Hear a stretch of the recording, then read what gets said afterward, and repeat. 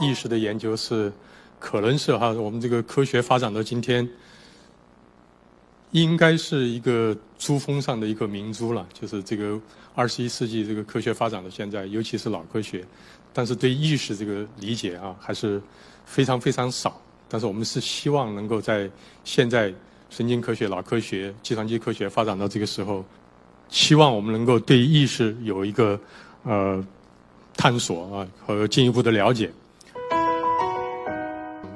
现代科学，尤其是神经科学，发展到今天，把这个意识的研究从哲学的思辨性的讨论，带到了科学的研究这个层次上。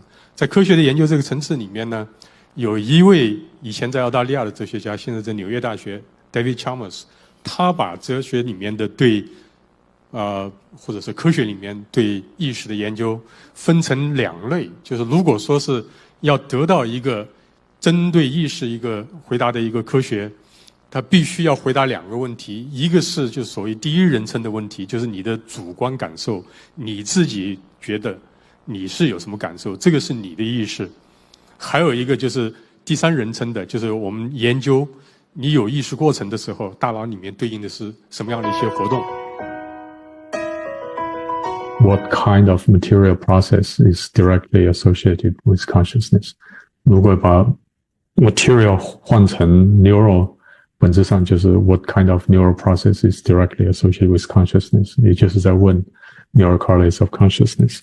这个也是从一开始把它link 到 prefrontal cortex neural correlates of consciousness， 就所谓的 SNCC， 到最近这些年是更多的把它 link 到他们所谓的 posterior heart zone。 这个 posterior heart zone 是 composed by 有顶叶、有枕叶、有颞叶，这个地方是被认为是知觉意识的一个神经对应的一个机制。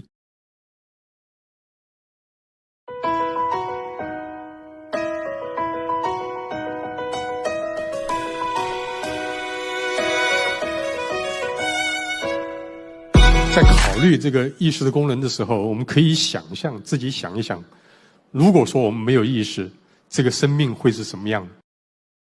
但是呢，我们在实验室里面真的是有这种例子就是这是所谓的盲视的这个例子，就是在动物，这是灵长类的猴子或者人，它的视觉皮层在猴子上是被科学家给毁损了，所以我们照理是认为这个猴子是看不见的，是一个瞎子但是你看它恢复了之后，过了8、9个月、10来个月，恢复了之后，在它的环境里面，照样可以利用它的视觉去躲避东西，去找地上的食物。所以这个时候它是没有视觉意识的，或者我们认为它没有视觉意识。当然我们没有办法问这个猴子，你到底拿到那个小东西的时候，你是看见还是没看见？我没有办法问他，但是从他的行为上，他是可以看到前面有个东西过来，他去拿到一个葡萄干或者什么的，他可以拿到。这个是一个盲猴 ，suppose 是吧？但是他照样可以做这些事情。那下面这个呢更有意思一点，是一位老先生，他因为2次中风，把他的视觉皮层都毁损了，所以我们可以跟他对话，可以告诉我们他是看不见的。在他看不见的时候呢，他照样可以在他的环境里面，你看他在医院的走道里面，有意在他前面放了一些东西，他走的时候，他尽管看不见，打引号的看不见，但是他可以回避这些东西。这个就是一定意义上在意识下，或者是在没有意识的情况下，他能做的事情。他可以 navigate， 他可以躲避障碍物我们在实验室里面呢，可以用一种实验方法称作双眼竞争，就是在你看图的时候，如果左眼和右眼看到不同的东西，这个大脑里面知觉到的是这2个之间的切换，这个叫双眼竞争。如果说你把这个双眼竞争这个现象做一点改进，就是让一只眼睛里面看很强的这个噪声，这个时候呢就能够保证另外一只眼睛里面看到东西一直看不见，一直看到的就是这个噪声。这个给我们提供了一个做研究的手段，就是在看不见的图呈现给这个 individual 这个被试，他能对这个图做什么样的加工，来研究大脑对这种无意识的这种信息的加工。OK， Welcome to Symposium number 11. It's part of the Beijing Brains Conference. This particular symposium is about the cognitive and neural mechanisms of consciousness. It's a great pleasure for us to host this symposium, and we have invited 5 speakers. And I will briefly mention the topics that we are covering in this symposium. It's about the neural mechanisms, cognitive neural mechanisms of consciousness. I probably don't need to say much about the significance of consciousness. Everybody knows that it's critical for our life. I listed a few points. Consciousness forth meaning to our lives, and consciousness is probably one of the most important issues in biology. And this is not from us, it's from, for example, Science magazine and many other prominent scientists. They ranked important questions for the upcoming and current century. And also, when we think about consciousness, a lot of the information processing is going on under the radar or in subconscious state. So it's important to understand what is the role of consciousness. And in the current state, in the current age of artificial intelligence, it's also critically important to understand the nature of consciousness in order to answer questions like whether machines can have consciousness. And for our symposium, we invited 5 speakers. You will hear introductions of each one of them before their presentation. But quickly, they are more or less covering 2 major aspects of consciousness. The first aspect is the perceptual area, perceptual awareness. We have Professor Meng Ming, Professor Zhou Wen, and Dr. Qianzhen Cang to cover perceptual awareness.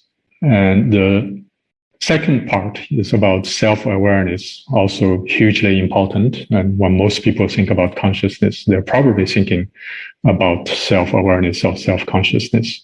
So Professor Gonglen from the Institute of Neuroscience will talk about mirror self-recognition in primates, monkeys. And Professor Steve Fleming will talk about metacognition and self-awareness. So that's the issues that we're going to discuss, talk about. And I hope the audience will be actively engaged when you listen to the talks, think about the questions and ask the questions. So I think I'll leave the time for actually the speakers. And at the end, after the 5 presentations, we will also have a roundtable discussion session. And I hope we'll have more information and more questions to discuss.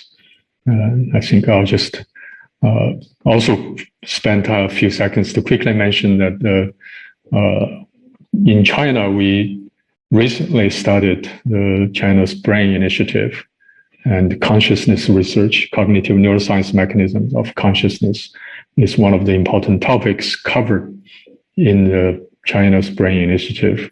And a lot of the speakers today and the host, Dr. Liu Ling, and myself are very actively engaged and participating in the consciousness research as part of the China's Brain Initiative. So I think I'll just stop here. I'll hand the hosting duty to Dr. Liu Ling, and she will introduce our first speaker. Thank you, Dr. He. Our first speaker is Professor Meng Ming. He was a professor at the South China Normal University. He received his PhD from Princeton University and was a postdoc fellow at MIT and was a faculty member at Dartmouth College. Dr. Meng has been focusing on decoding what neural mechanisms underlie visual cognition and attention, with and without visual awareness. Today, you will bring us this talk is twofold advantages of face processing with or without visual awareness. Let's welcome Dr. Meng. Okay, let me share my screen and set it up. Okay, first of all, thank Professor He and Professor Liu organizing this symposium. It is a lot of effort, especially during the time of COVID. And thank Professor Liu put me first for this symposium due to time zone issues. So today I will talk about several experiments in my lab, including 2 psychophysical experiments and 2 neuroimaging experiments that seem to point to some face processing advantages with or without visual awareness. So we all know face is important, and face cognition, face processing is critical for social cognition, and face is processed with advantages. And we even know there are probably special neurons and spatial brain regions dedicated to face processing. However, it is actually not very clear what is a face. Right? How do we define a face? For example, is this a face? If you think this is a face, it's actually a cartoon face, right? So, but if you, but it represents a character, and if you think this is a face, what about this one, right? So, it's actually a house. It doesn't represent any personality, but it looks like a face. It's shaped as a face. Right? So visually, it could be a face. And this one, it's difficult to see when it's upside down. But if we inverted this picture, you can see it's some fruits composed as a shape of face. So we can see visually to define a face. It might be different from how we, in a social interaction situation, to define a face.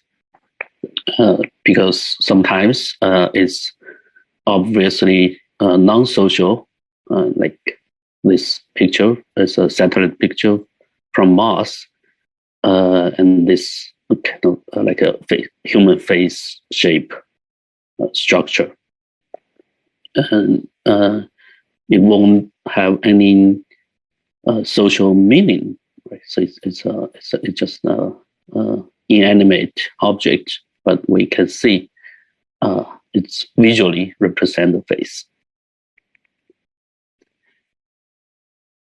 And it's common. So many of you probably can also see this as a face. It's a burnt toast, but you can see a face shape pattern on here. And it's actually sold on eBay like quite a long time ago, about almost 10 or 20 years ago, for $28,000, which is quite a lot, even at current inflation.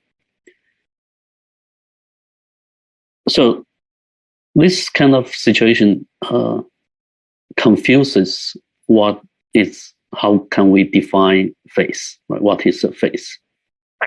It probably can makes your head spin, and even this emoji is actually meant to represent the face, but it's actually made of just 3 curves in a round shape contour. And this is called Paradolia, face Paradolia. We tend to see patterns as something face-shaped patterns as face-like. And it seems to be common among primates, so including non-human primates. So as this study has shown, if we show monkeys these pictures, they look like face, and eye movements of monkeys for those objects resembles their eye movement patterns when those monkeys see monkey faces. And so we decided to test further, since we know face is processed with advantages. What about those face pareidolias? So face-like objects. We find several face-like objects through internet and match them with faces and non-face objects. And we used flash suppression paradigm. So first, in one condition, we first present gradings to one eye and stimuli pictures of either face or face-like objects or non-face-like objects to another eye. So because some adaptation during this period of time, our perception most often will see a picture. Because of the interocular suppression. And after a while, because binocular rivalry, and these gradients will dominant. Right? So we measure how long this picture will dominant. In another condition, we first show the picture to one eye, and after 2.5 seconds, show gradient to the other eye. So this is called flash suppression. We normally will see gradients first, and then the stimuli break through the suppression, and we begin to see the picture. And we measure how long it takes for the picture to break through the flash suppression. Our results is quite surprising. First of all, we see the face-like objects. Their suppressed time is similar to real face, much shorter than non-face-like objects. Whereas in the dominance, like how long the stimuli will hold dominant, the face-like object is like non-face-like objects. Only face dominant longer than these two. So it appears during with awareness, only real face has this advantage. Whereas when they are suppressed, to break through the suppression, the interocular suppression, both face and face-like objects are in this experiment equally have equal advantages. And we further test this stimuli with a crowding paradigm. So in a crowding paradigm, we presented either face or a matching, so either face or a face paradolia or a non-face. And either in upright or inverted condition, we ask subjects to report whether they see upright or inverted picture. And with flankers, and when this is presented in the periphery with flankers, with more flankers, especially with more flankers, due to the visual crowding effect, most subjects won't be able to see the stimuli in the middle, and become impossible to differentiate whether it's upright or inverted. But we know from previous studies, faces has some advantage in processing. So the crowding effect is weaker for faces comparing to non-face objects. The question we ask here is whether Paradolia phase will be similar to face or similar to non-face-like objects. And figure B is the results. So with increased number of flankers, we can see the face will have pretty good differentiation between upright and inverted stimuli, whereas with increased number of flankers, a crowding effect increases. So even face becomes a little difficult here. For all the non-face-like objects, so this blue bars, its D prime is quite low. So participants basically cannot differentiate whether it's upright or inverted because of crowding. And our focus, of course, is face paradolia. So it's face-like objects, the red bars. So they seem to be better than non-face objects, and independent of number of flankers. And on top of that, face is still better than face paradolia, than face-like objects, for smaller number of flankers. So seems there are two types of advantages. One type is face paradolia, face-like objects, better than non-face-like objects. And another is face is still better than face-like objects. And this advantage increases with flank number, with less number of flankers. So 2 flankers for face is better than 4 flankers for face, and better than 6 flankers for face target. For face-like objects, number of flankers didn't have any significant effect. So these 2 experiments seems consistently point to that comparable processing advantages for real faces and face paradolia, face-like objects in invisible conditions.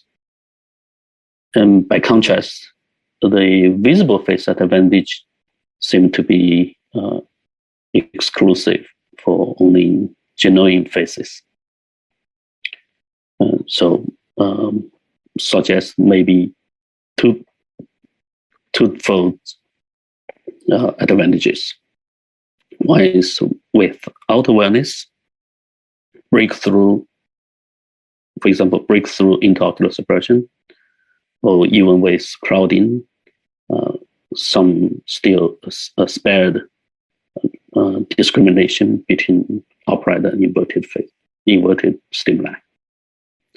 Whereas with awareness, right, after breakthrough, like during rivalry, dominance duration during rivalry, only real faces is better. Some face-like objects, even though they are face-like, but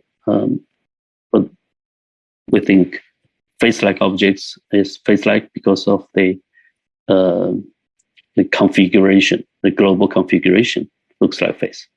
Local features, those face paradolia, they don't really have any eyes, they don't really have a nose, so they don't have skin texture, so they local features, they are different. So I think that might be the reason. With awareness, they are not as strong as real face. But if that's the case, we further wonder what might be the neural basis. What might be the neural basis of these two advantages? So basically, this is a question of categorization. This is how we categorize face, right? How we define faces, how we categorize faces. So, for example, these two pictures, they're both faces, but they're different from pictorial level. They're different. Whereas this one is not a face, but look like a face, shaped like a face, because pictorial level, this one and this one are similar. However, from so it has some global configuration resembles this face, but we know it's not a face based on local features. So we collected quite many of this kind of stimuli. They look like face with a global configuration, but look at fine detail, and we know they are not face. And we compiled them with 60 genuine faces and 60 randomly selected non-face images for comparison. And we first behaviorally confirmed that participants can rate them as different level of similarity to faces, face likeness scores. On the other hand, when we ask some participants whether they are face or not face, it's clearly categorical.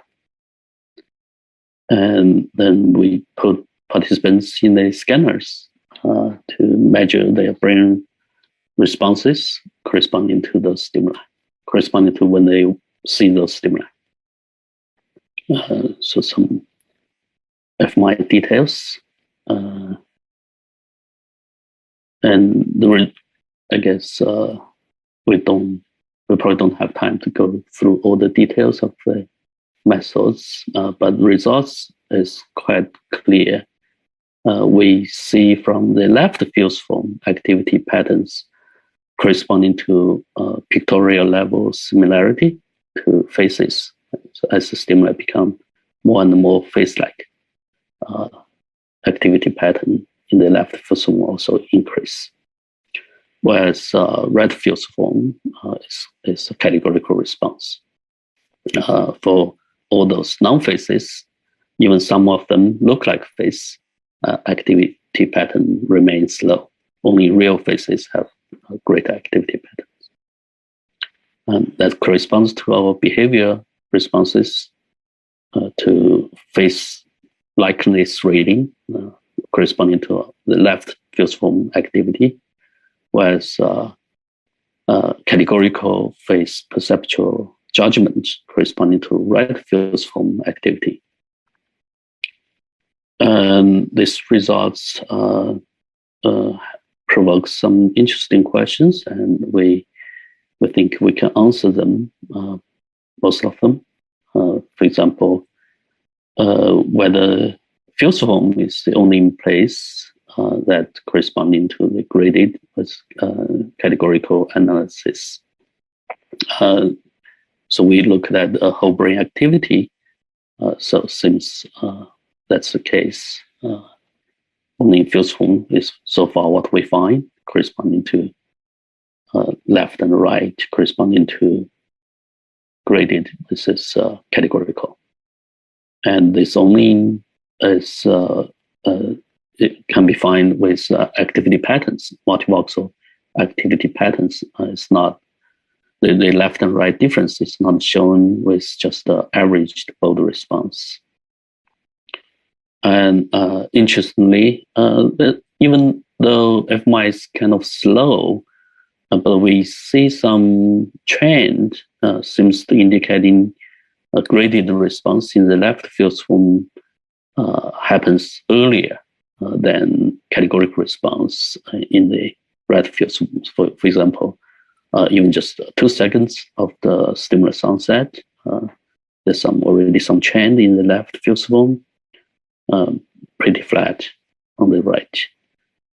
Also, like 8 seconds of stimulus onset, which is quite a long time in terms if you think about visual processing, normally happens really fast. So even consider human dynamic delay, human dynamic response delay, we can still see some residual categorical response in the right field form, but like 8 seconds of stimulus onset. But in the left, 8 seconds of the stimulus onset is already returned to baseline. So that seems to indicate 2 types of face processing happens in our brain that may correspond to the 2 types of advantages. But we further wonder, we all know face processing is shaped by experience, right? So it's another important findings. Another part of important findings of face processing is we know experience can shape our perception.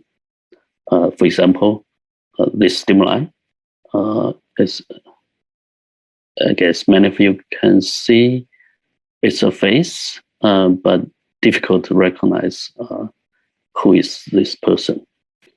However, if I show you this original version of this picture, and then this experience, after you have seen this picture, it's quite clear. You'll be able to see this face and recognize the person.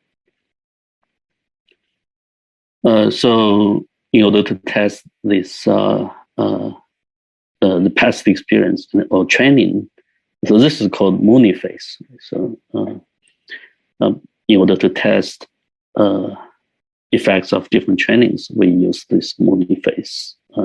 We use the whole set of images from lots of experiments and show participants the original version, and they will be able to learn whether some of them are face or some of them are non-face. But some of them, among those non-face, some of them have some face semblance. So what we did is 2 types of training. One on the top rows is categorical training. So we showed them those original grayscale pictures and asked them to report whether it's phase or non-phase. So force them to make a perceptual decision whether it's a phase or non-phase during the training sessions. Whereas another group of participants, we ask them to just rate how phase-like those stimuli are, just rate the phase semblance levels. And we had this dashed lines, brain responses, pre-training, and solid lines is post-training. So we can see if we just ask subjects to rate features, rate how face-like they are, they don't really change either left fusiform or right fusiform activity.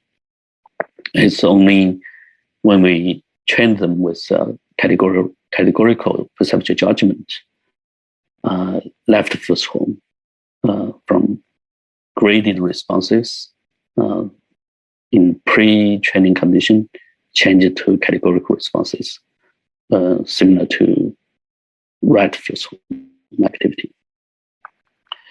So to summarize, this seems to suggest we have evidence for graded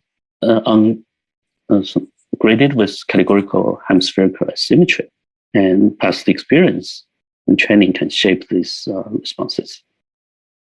So we think all these studies together pointing to two types of advantages for phase stimuli. So to think if red line represent phase, which is stronger to represent or easier to penetrate into our conscious level, so easier to aware, compared to non-phase objects.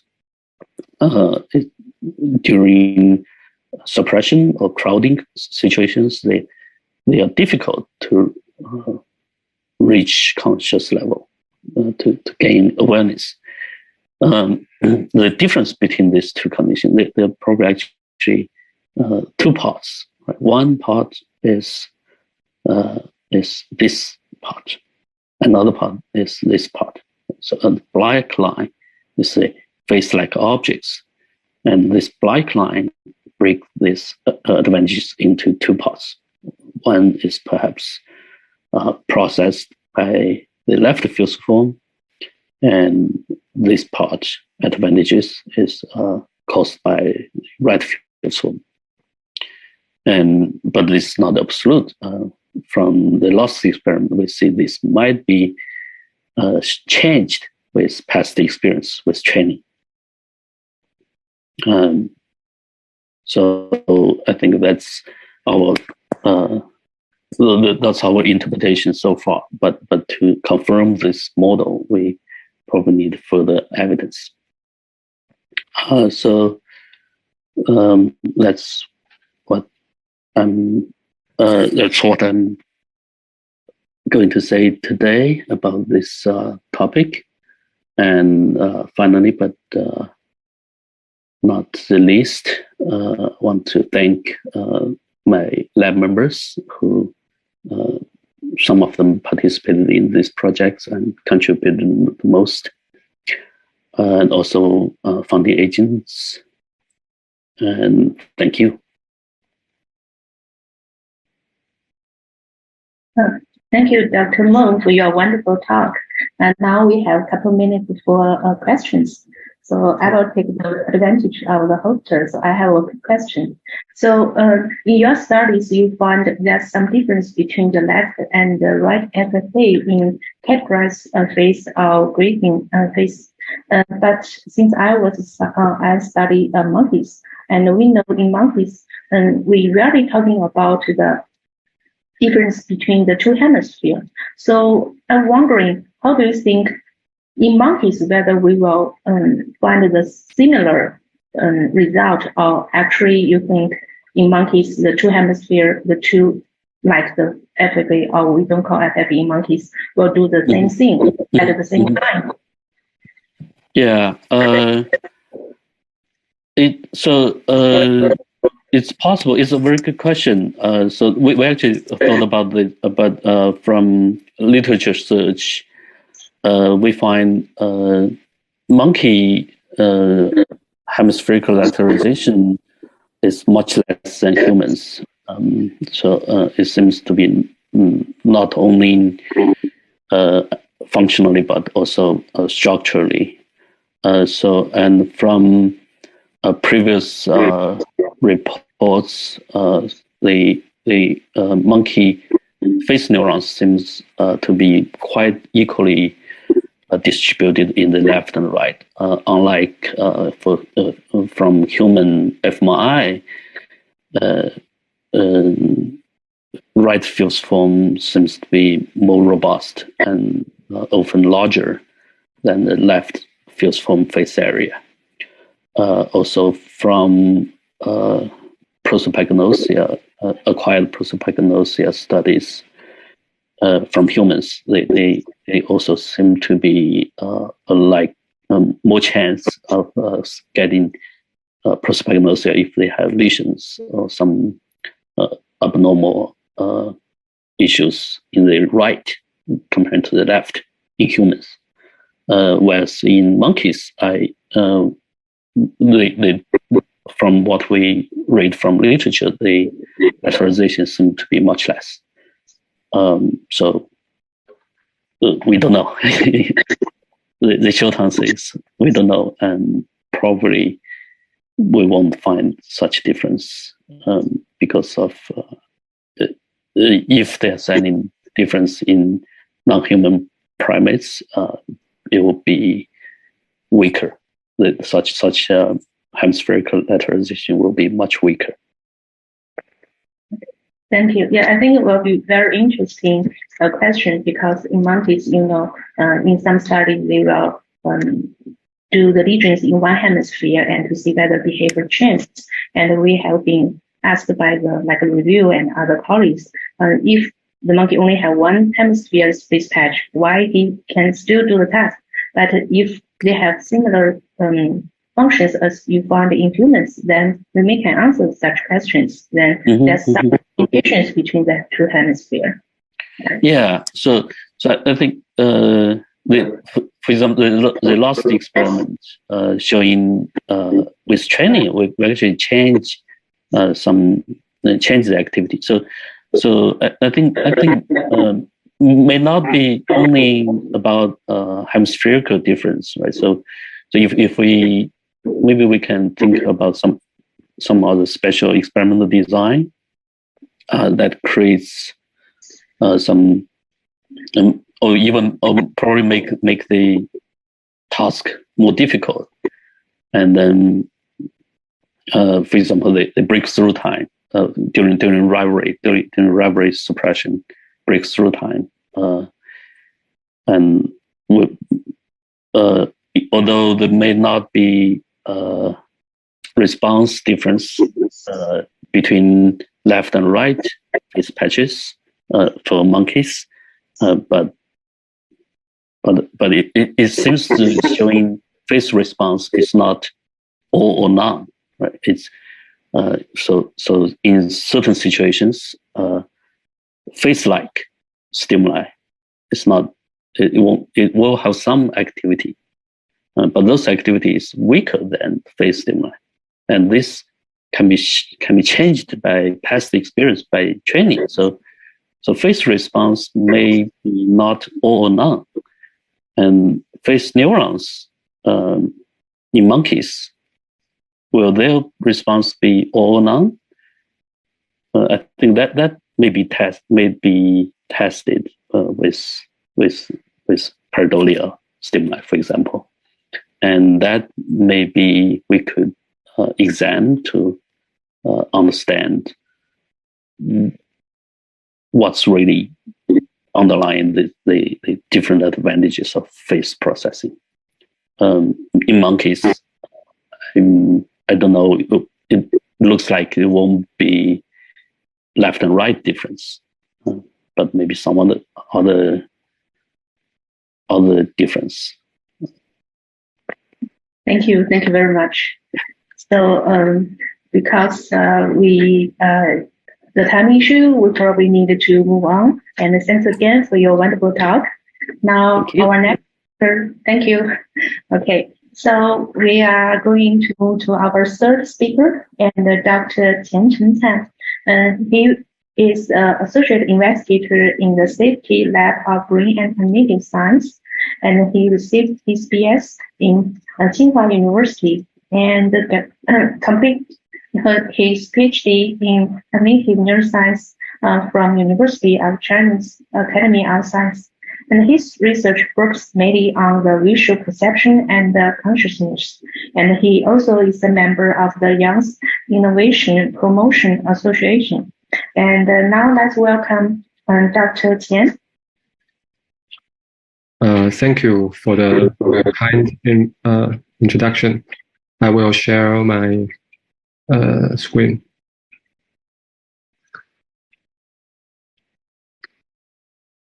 So can you see the PowerPoint in the full screen mode? Yes. Okay. Thanks again for the organizer to having me here. Today's topic is about cortical and subcortical circuits underlying binocular rivalry in the human brain. Professor Meng have already given us a nice introduction about this binocular rivalry phenomenon. I just want to mention that binocular rivalry is a powerful tool to study neural correlates of consciousness because it dissociates physical stimulus input with consciousness perception. So we can understand, we can study what happens in the brain to give rise consciousness. Okay, so the word rivalry modulation will appear many times in this talk, so I want to explain first.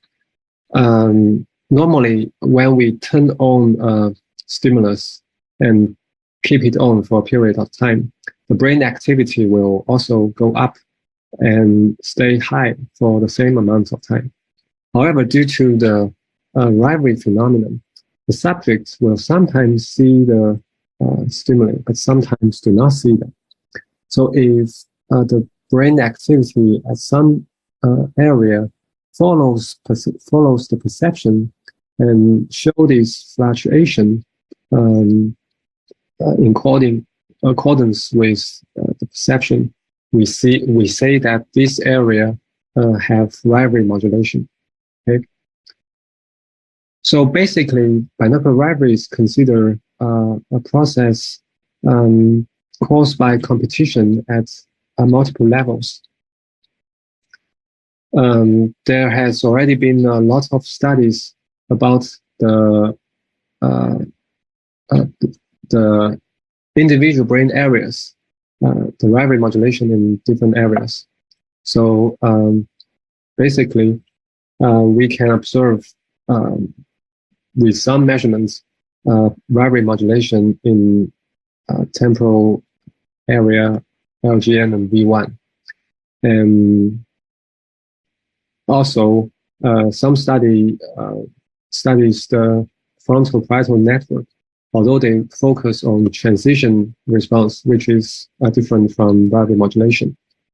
However, to move forward, we need to understand the relations and functional roles of different areas in the hierarchical network. For example, to understand how does interocular rivalry arises, we need to really know what happens between LGN and V1 and their interaction. And also, we want to know does frontal parietal cortex show content-specific modulation in addition to the previously reported transition-related activity. And we also want to know is another subcortical, important subcortical nucleus, Haubinger, is involved in rivalry. So the key methodological advance we rely on here is high-resolution functional MRI, which may help us to identify information source and information flow. Because it can resolve cortical columns and cortical layers. So being able to know, to directly extract information signal from different functional subdomains in the brain is very important to study binocular rivalry. And also being able to measure the laminar response profile will give us a clue whether a feed-forward, lateral, or feedback process is involved in certain phenomena. For example, there are 3 hypotheses about how rivalry arises. So if a rivalry starts at LGN, we will expect the rivalry modulation will be highest in the middle layer of V1 because feed-forward modulation will go to the middle layer here. And also, if rivalry resolution relies on higher cortical areas, and then feedback to V1, then we shall see stronger rivalry modulation in the deep and superficial layer. And finally, if rivalry arises from interocular interaction within V1, we shall observe stronger modulation in the superficial layer. In other words, to differentiate this hypothesis, we just need to compare the laminar profile. Okay. So in the first experiment, we show the subject this type of rotating grating rivalry stimulus. So we have an ocular localizer in which the 2 eyes are stimulated in alternation in block design. And in this rivalry round, the subjects are asked to press buttons to report their subjective perception. And this response and then go to the third condition to construct a replay stimuli, which simulates the same perception, but with physically alternating stimuli.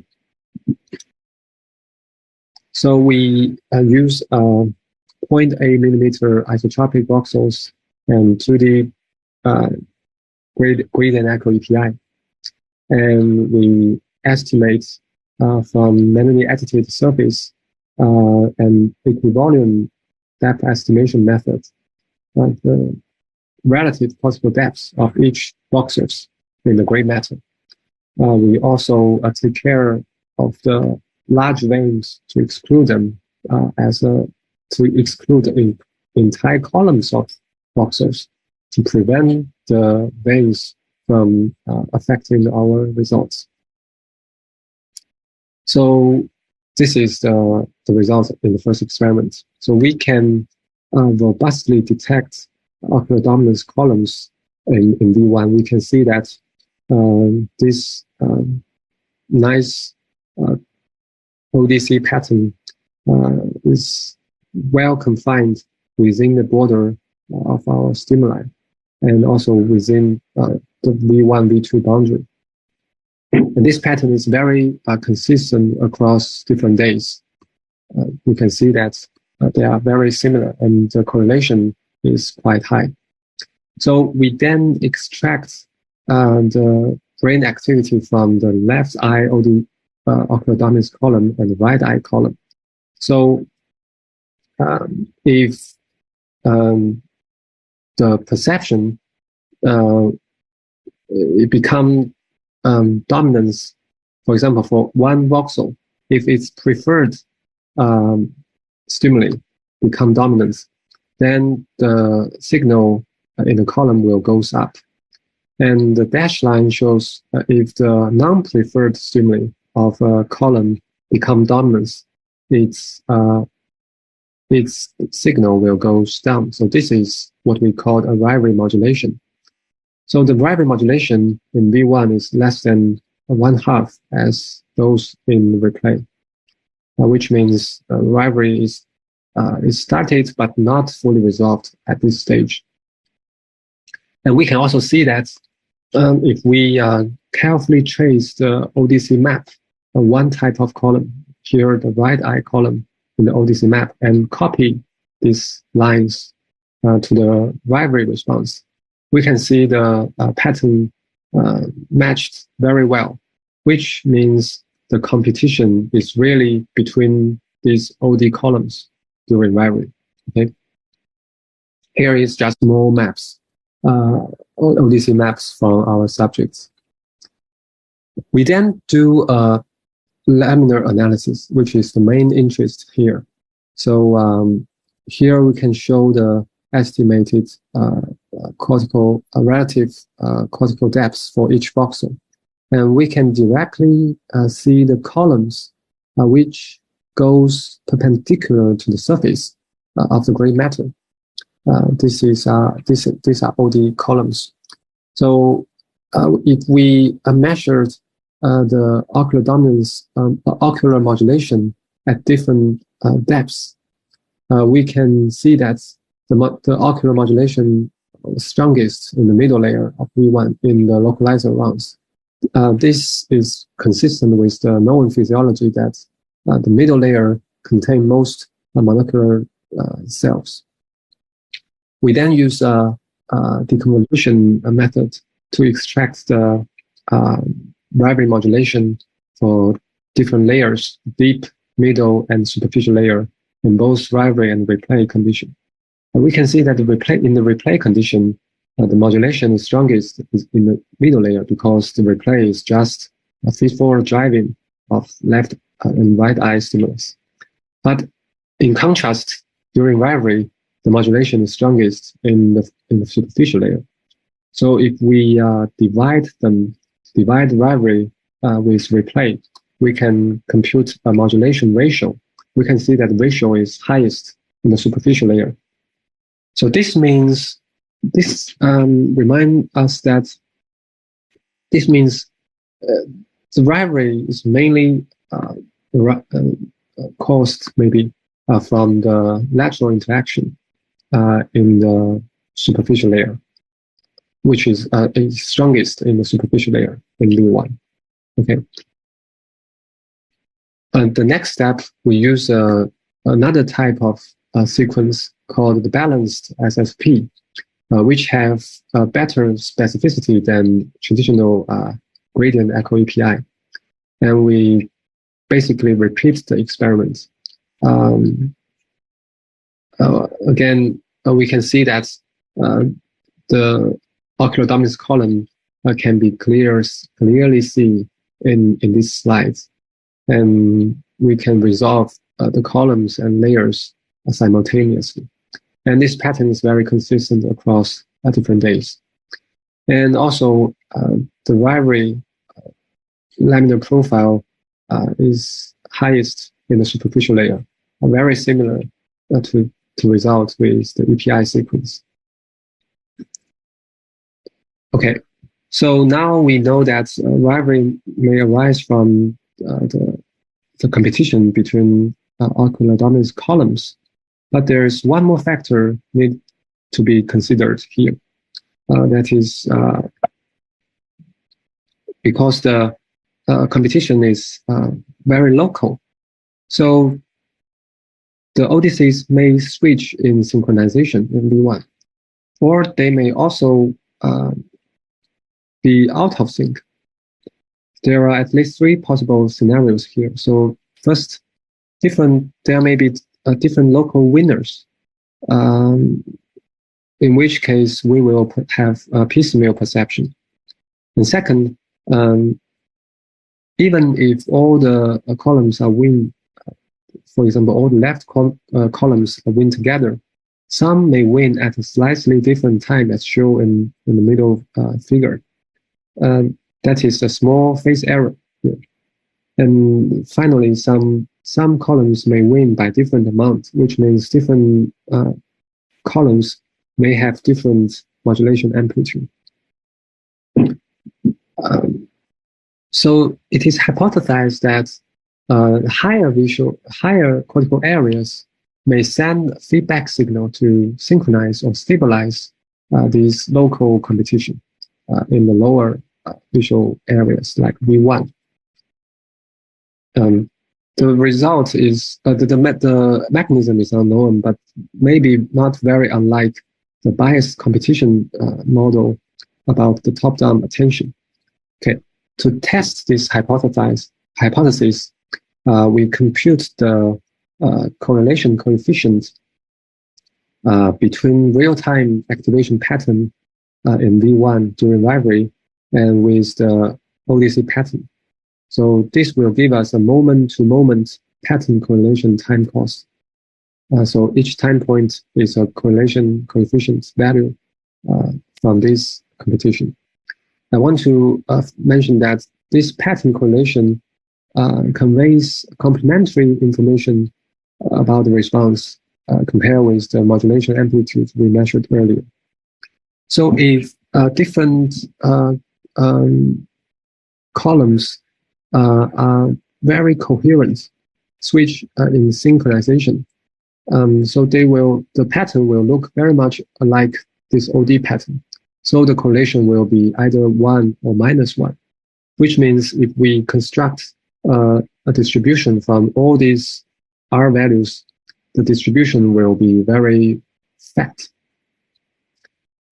In the contrary, if the coherence is not good, the correlation will be near 0, then this distribution will be very narrow. So the width of this distribution can be used as an index for the synchronization. So if we compute this index for rivalry and replay and divide them, we can see that the ratio is highest in the deep and the superficial layer of V1. So this means indeed maybe there is a feedback guide on higher areas to help increase the pattern synchrony during rivalry. We then move on to see whether IPS important node in the frontal parietal network may contain eye-specific modulation. So because IPS do not have a clear preference for either left eye or right eye, we use a multivariate decoding method. So each time point there is an activation pattern. So we can train SVM to best separate the left stimuli time point and right stimuli time point in the localizer. And we can get a discrete boundary. And during rivalry and replay, we can compute the distance between each time point, the pattern of this each time point and the discrete boundary. And this distance is a measurement of information about the current state IPS sort, which one is in dominance. And we can see that clearly there is eye-specific modulation during rivalry in IPS, and there is no such strong modulation during replay. So this is very interesting. So there is stronger modulation in rivalry, but even there is physical alternation. The modulation was not as strong. So we to test whether IPS is really a source of such top-down guide, we first compute the correlation between IPS modulation and V1 modulation. And we find that there is a strong correlation during rivalry condition, but the correlation was not significant in the replay condition. And we also use DCM, dynamic causal modeling analysis, with this simple network. And indeed, the rivalry was accompanied by a strong feedback connection from IPS during rivalry. And we then repeat the experiment, basically repeated with another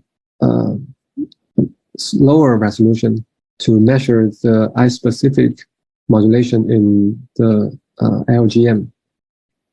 Again, with this high resolution FMI, we can robustly show the eye-biased clusters in the LGM.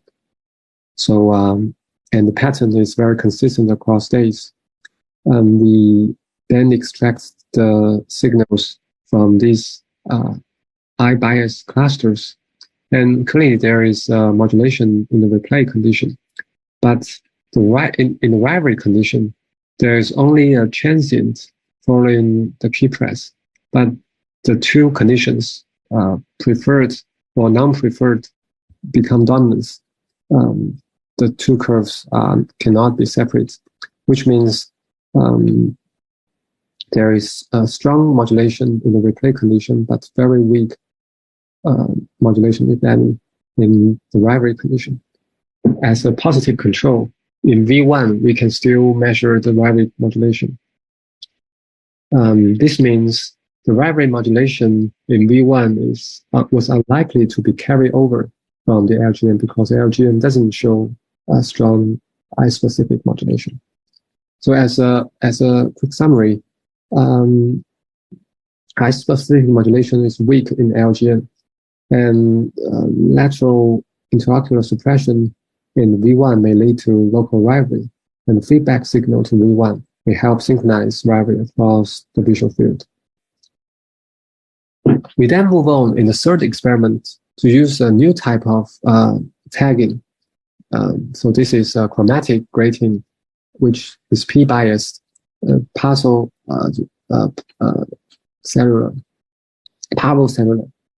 biased, or an achromatic grating, which is cellular biased. So use this type of NP pathway biased stimuli have the benefit to be able to tag in some other cortical and subcortical areas like pulvinar, because the pulvinar do not have obvious eye preference. So in the localizer round, we can detect the P and M subdomain in both LGN and in the pulvinar, and in the ventral pulvinar. And so this is the group population probability map for all the subjects for the NP ROIs we used.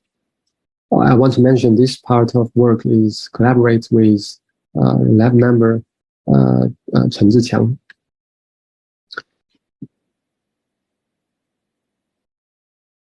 Okay, so we can see we find strong content-specific rivalry modulation in the P layer of LGN. Although LGN do not have eye-specific rivalry modulation, this content-based, content-specific rivalry modulation is very strong in the P cluster.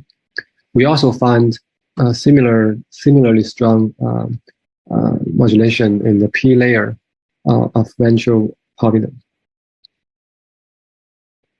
And we also look at other areas in the cortex, and we find the rivalry is gradually resolved along the cortical hierarchy. So in the P pathway from V1 to V4, the rivalry modulation is gradually, the rivalry resolution index gradually goes up. And in the M pathway, the slope is even higher, almost like 3-fold higher than in the P pathway, which means although at higher visual areas, the rivalry is the modulation is very similar between rivalry and replay. In the early stage of the M pathway, rivalry modulation is very weak. So we compared the modulation we measured, we see in the P subdivision of LGN with V1 and V4. We can show that because V1 rivalry is significantly lower than replay, so the LGN have a significant interaction with V1, but not significant with V4, which means LGN modulation is more like V1 than V4. This may suggest that the perceptual modulation we see in the P subdivision of LGN may actually reflect feedback. Consider also the lack of eye-specific modulation in LGN. Also means this modulation can only come from feedback signals. On the other hand, in the M subdivision of LGN, there is no perceptual modulation. This means the interocular competition in the early stage of the M pathway is very weak. And also, the M LGN M subdomain and the V1 M subdomain receive little perceptual feedback from higher visual areas. We also see the what polyners behaves, and we find that since LGN P and M show strong interaction, but polymer P and M subdivision show no interaction. This means the polymer shows significant modulation in both M and P subdivisions. But we can see that this is only significant in the rivalry condition, but not significant for the replay condition. This suggests that a polymer may serve a different functional role to LGN during binocular rivalry. For example, it may be involved in attentional control. And finally, we see the IPS response. And here, the anterior part and the posterior part of IPS show a significant interaction. So this means at least the A-IPS, anterior IPS, shows stronger content-specific modulation in the rivalry condition. And it also shows a stronger eye-specific modulation during the rivalry condition.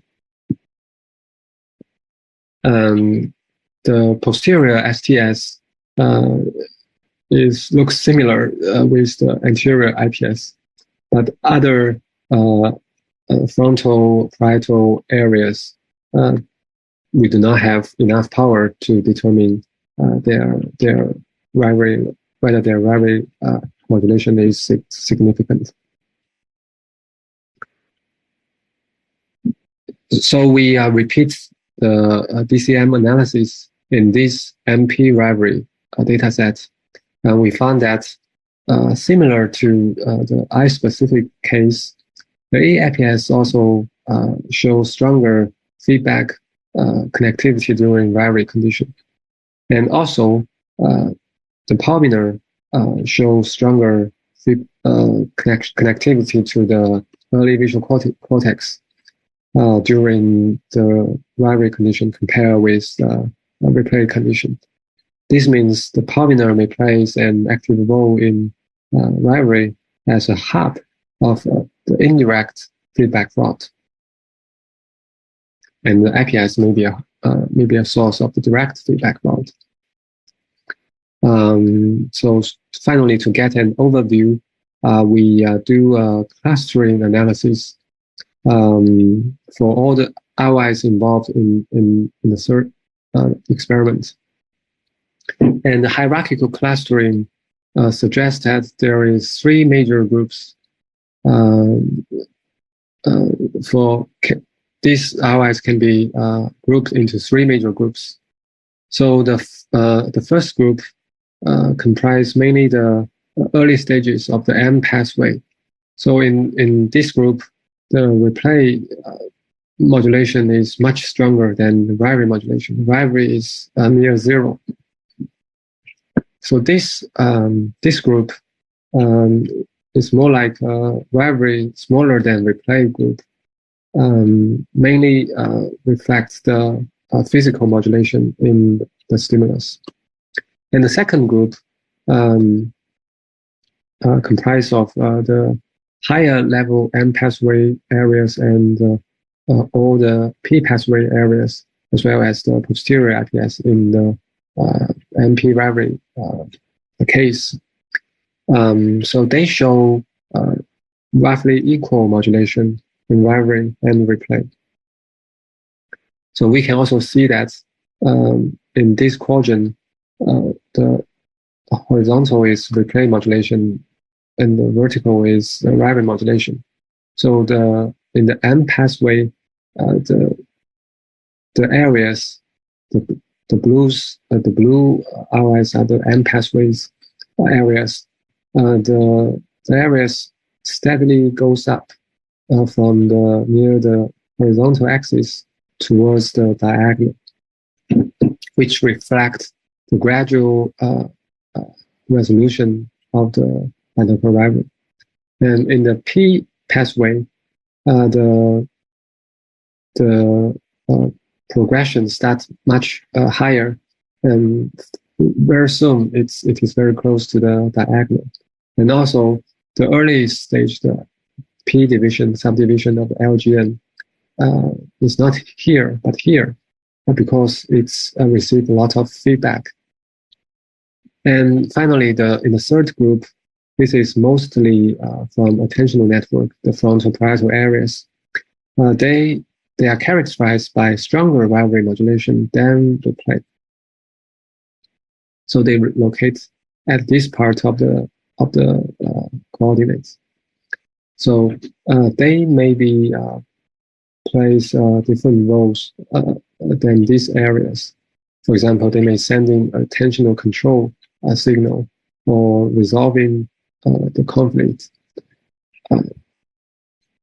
And finally, the eye-specific in the eye-specific rivalry data, we can see the LGN and V1 and IPS are very close to the three clusters. So to summary, eye-specific rivalry modulation was stronger in V1 superficial layer, whereas the pattern coherence was better in V1 deep and superficial layers. In IPS, especially the anterior part, shows both eye-specific and content-specific modulation during rivalry, but not in replay, with increased feedback connectivity and correlate with modulation amplitude with V1. Only the P subdivision of LGN showed content-specific rivalry modulation, but the eye-specific modulation was lacking in the LGN. And strong rivalry modulation was observed in the visual pulvinar with increased feedback connectivity to the visual cortex during rivalry. And there is some interpretation based on the findings of our experiment. First, binocular rivalry may arise from lateral competition between adjacent ODC ocular dominance columns in B1. And top-down signals may help synchronize or stabilize local competition in B1. Rivalry's eye-specific and content-specific feedbacks from IPS may play active roles in resolving visual competition. And perception-related feedback to the LGN may serve as a gatekeeper of visual awareness. And pulvinar may serve as a hub of indirect feedback route during rivalry. And finally, the interocular competition and feedback were weak for the early stages of the M pathway. So I want to thank my mentors and lab mates and all the collaborators for their help in this study. Thank you. Thank you very much. Very, very nice talk. And now we are going to the question time. So we have a question from our audience. So the first one is, what do you think is the evolutionary significance of the binocular rivalry?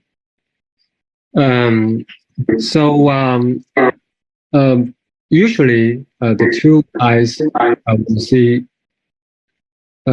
Usually the two eyes will see compatible inputs, so they will fuse. But sometimes the binocular rivalry do appears in in daily lives. For example, sometimes the one part of the target may be obscured, so you can only see the target from one eye. And also sometimes the one eye may be injured, so only one eye can see the stimulus well. So in this type of situation, binocular rivalries do arise in daily life. So being able to suppress one stimulus maybe is beneficial for the organism in these cases. But in a short time period, if we suppress one eye for very long, maybe this is also not optimal. So the perceptual system is like a sampling machine or predicting machine. So it's always try to make the best inference about the situation. So if one eye stimulus was suppressed for a very long time, the higher areas may thought maybe there is something happened in the other eye. So it may start to sample the information from the other eye. So from this point of view, this rivalry dynamics may be optimal when the two eyes information is incompatible. Okay. Okay, thank you. We have another question here. So what may be the possible reason for the difference between the M and P pathways in receiving feedback during the rewiring?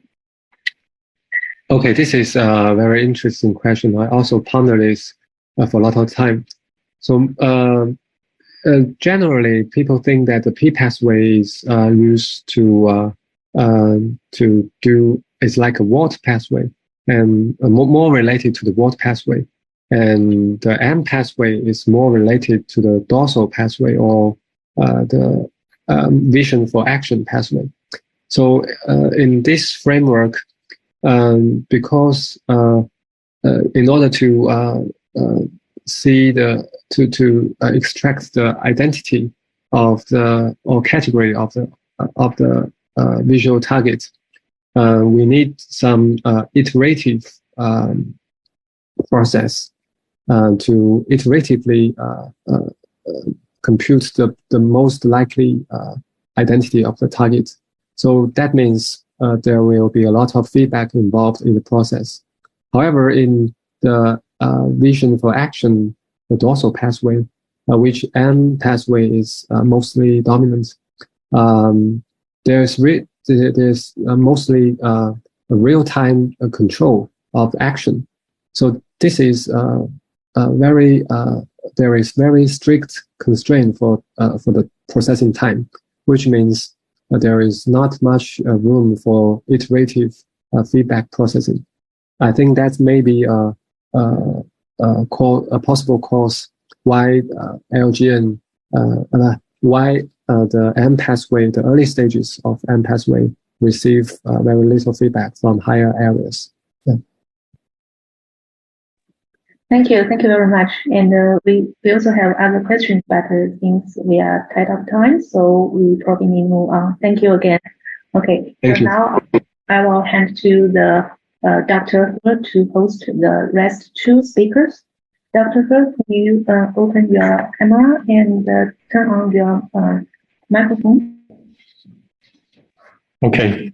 It's my great pleasure to introduce our next speaker, Dr. Gong Len. Dr. Gong obtained his bachelor degree in biology from the University of Science and Technology of China, and his PhD also from the same university in neuroscience, one of the greatest universities in the world. He did his postdoc at the Institute of Neuroscience, and then he was the director of the non-human primate research platform at the Institute of Neuroscience. He has become independent investigator and lab head at the Center for Excellence in Brain Science and Intelligence Technology. Also, I think previously is the Institute of Neuroscience. He's using macaque and the marmoset monkey models to study high-level cognition and evolutionary origins, and including what we are really interested today, the self-awareness. But in addition, he's also interested in empathy and in language mechanisms. And one of the very influential studies that he did recently is to demonstrate that macaque monkeys can obtain the ability to recognize themselves in the mirror through training. So without further ado, I'll ask Professor Gonglen to share his presentation. Thank you.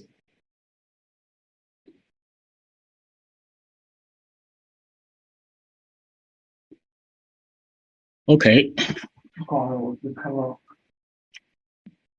Can you see my screen? Yes. Yes. Okay. Good afternoon, everyone. Thanks for the introduction. Also, I want to thank Professor Hesen and Liu again for organizing this consciousness symposium. So I have made a few changes to the title of my talk. Now the title is Studying Mirror Self-Recognition from Evolutionary and Developmental Perspectives. I will review our research on mirror self-recognition in monkeys and human children. So the self-consciousness is a specific kind of consciousness, which is different from perceptual consciousness. The ability to understand self is thought to be the basis of higher social cognition. And the mirror self-recognition has long been regarded as a representation of self-consciousness, thus providing a paradigm for us to study the mechanism of self-consciousness. In humans, subjects can tell us whether or not they recognize self in the mirror, but for animals and human babies, how to demonstrate mirror self-recognition without subjective report. So in 1970, so the psychologist Gallup designed a method called a mark test. So a diamond was put on the face with no awareness. Then if the subject examine and touch the face mark in front of a mirror, that means passing the mark test, indicating the mirror self-recognition and self-consciousness. So in addition to humans, several other great apes can pass the mirror mark test. So you can see the video, the great apes could touch the face mark in front of a mirror. So in the previous opinions, only human and several great apes were thought to have self-awareness. In addition to primates, there have been some case reports of mirror self-recognition in other animals. For example, elephants and dolphins are very intelligent animals. So it's not surprising that they can recognize themselves in a mirror. But we can see the video. So the elephant can use its nose to touch the mark, the face mark in front of a mirror. And also for dolphin, because dolphins do not have hands, so they show typical self-directed behaviors in front of a mirror. But this test is not the standard mirror mark test. So maybe this test is not the best test for study consciousness in these animals. Then in the field, there is a very big controversial. That is whether self-consciousness can be trained. Skinner, maybe the most famous behaviorist, he trained pigeons to pass the mark test. So they train the pigeons for 2 steps. First, they train the pigeon to peck at its own chest. Then train the pigeon to peck at the red dots. Then at last, they put the red dot in the pigeon's chest, and then the pigeon can pick at the red dot in front of a mirror. Thus, he says that the pigeons may also have self-awareness, but this work has been criticized very strongly in the field. But in the recent years, this experiment has been repeated for several times. So we think there are several key questions in the field. The first, how did mirror self-recognition evolve? Second, can mirror self-recognition be traded? Third one is the mark test an appropriate measure of self-consciousness? That means if an animal cannot pass the mirror mark test, does that mean it does not have self-consciousness? To study this question, monkey may be the key.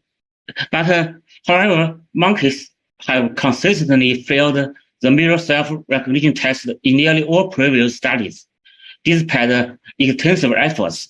These efforts including prolonging the mirror exposure, studying mirror stimulation at a young age, changing the mirror size and shapes, training for touching visible marks, using the mirror as an instrument, and increase the certainty of the mark. But all these efforts failed. So the previous answer is that monkeys cannot recognize themselves in a mirror. That means that maybe monkeys have low self-consciousness. To revisit this question, we designed a new training method. We call it the visual somatosensory training. You can see that a monkey was fixed in a monkey chair in front of a mirror. We use a high-power laser pointer. This high-power laser can cause irritant sensation on the skin. Thus, the monkey will touch the light point because of such irritant sensation. You can see the video. So this is the mirror, and this is the real monkey. So we can see the monkey touches the light point because of the sensation, but not of the self-recognition. So when the monkey do such things in front of a mirror, they can see the mirror imaging, and another monkey are doing the same thing. So by this training, we want to establish the association between the mirror imaging and the monkey's face. You can see the title of our paper. We use the word mirror-induced self-directed behaviors, but not the mirror self-recognition. I will tell you the story later. Then, after 3 to 5 weeks training, the trained monkey establishes the association between the mirror imaging and his own face. We change the high-power laser to low-power laser, and we suppose that this low-power laser cannot induce sensation on the monkey's face, but the monkey can still correctly touch the face point on his face according to the mirror imaging. So that's suggesting that the monkey may learn the association between the mirror and himself. But there is a question that we are not the monkeys. We cannot really know whether this low power laser can still induce sensation on the monkey's face. Then we design a video camera system to mimic the mirror. You can say this is the camera and this is the video screen. And we put a virtual face mark only on the screen, but not on the monkey's face.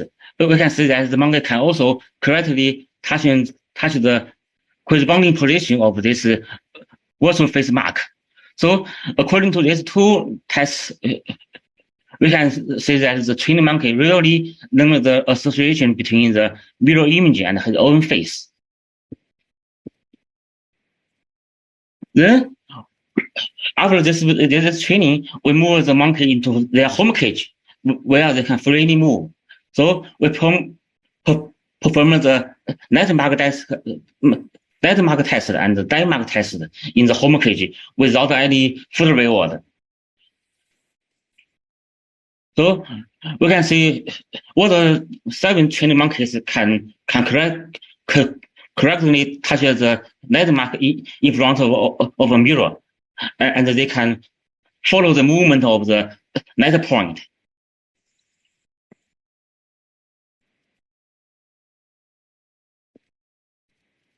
Then we perform the die mark test. So we put a die mark on the monkey's face. So you can see the die mark touching behavior is very typical. First looking at the mirror and then touching the mark, then smelling at his own fingers, just like saying what is on my face. So I think this video is very important because this is the first time monkey can pass the mirror mark test.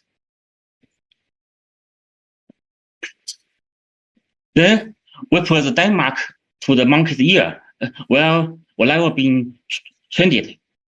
So we can also say that the 5 of 7 trained monkeys show very typical ear mark touching behavior.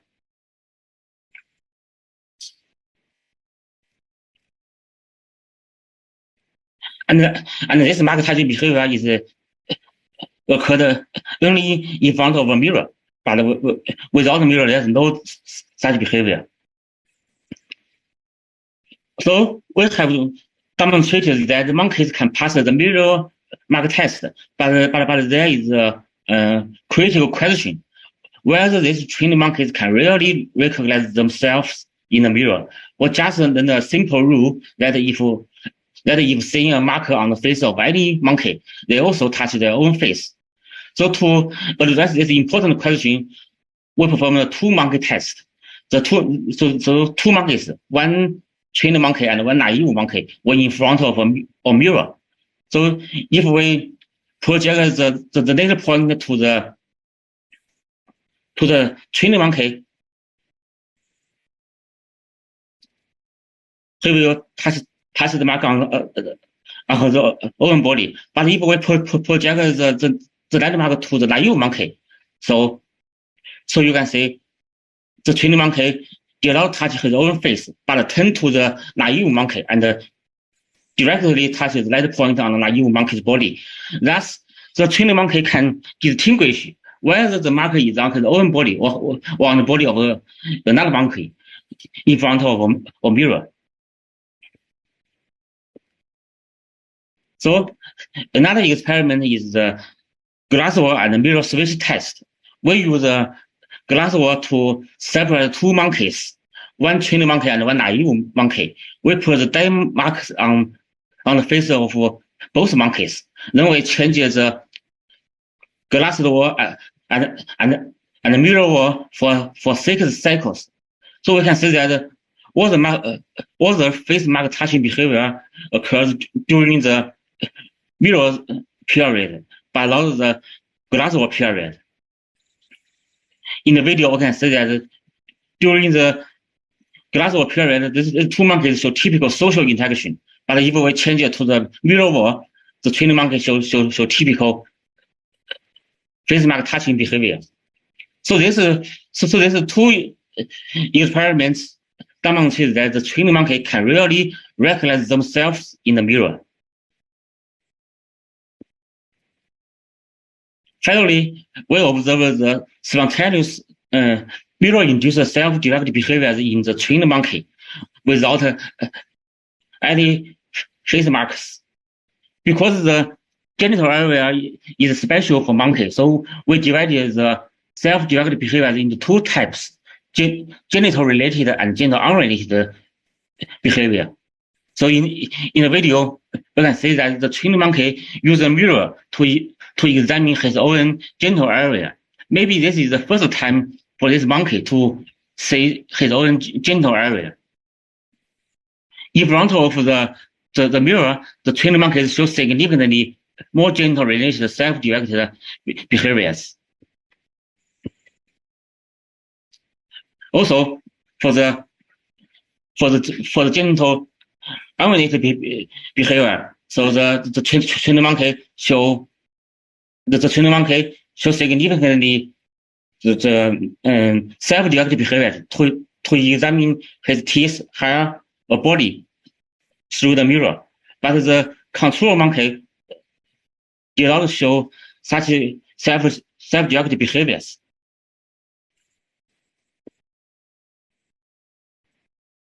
So we think this is the first time monkeys show real self-recognition, suggesting that monkeys may have self-consciousness.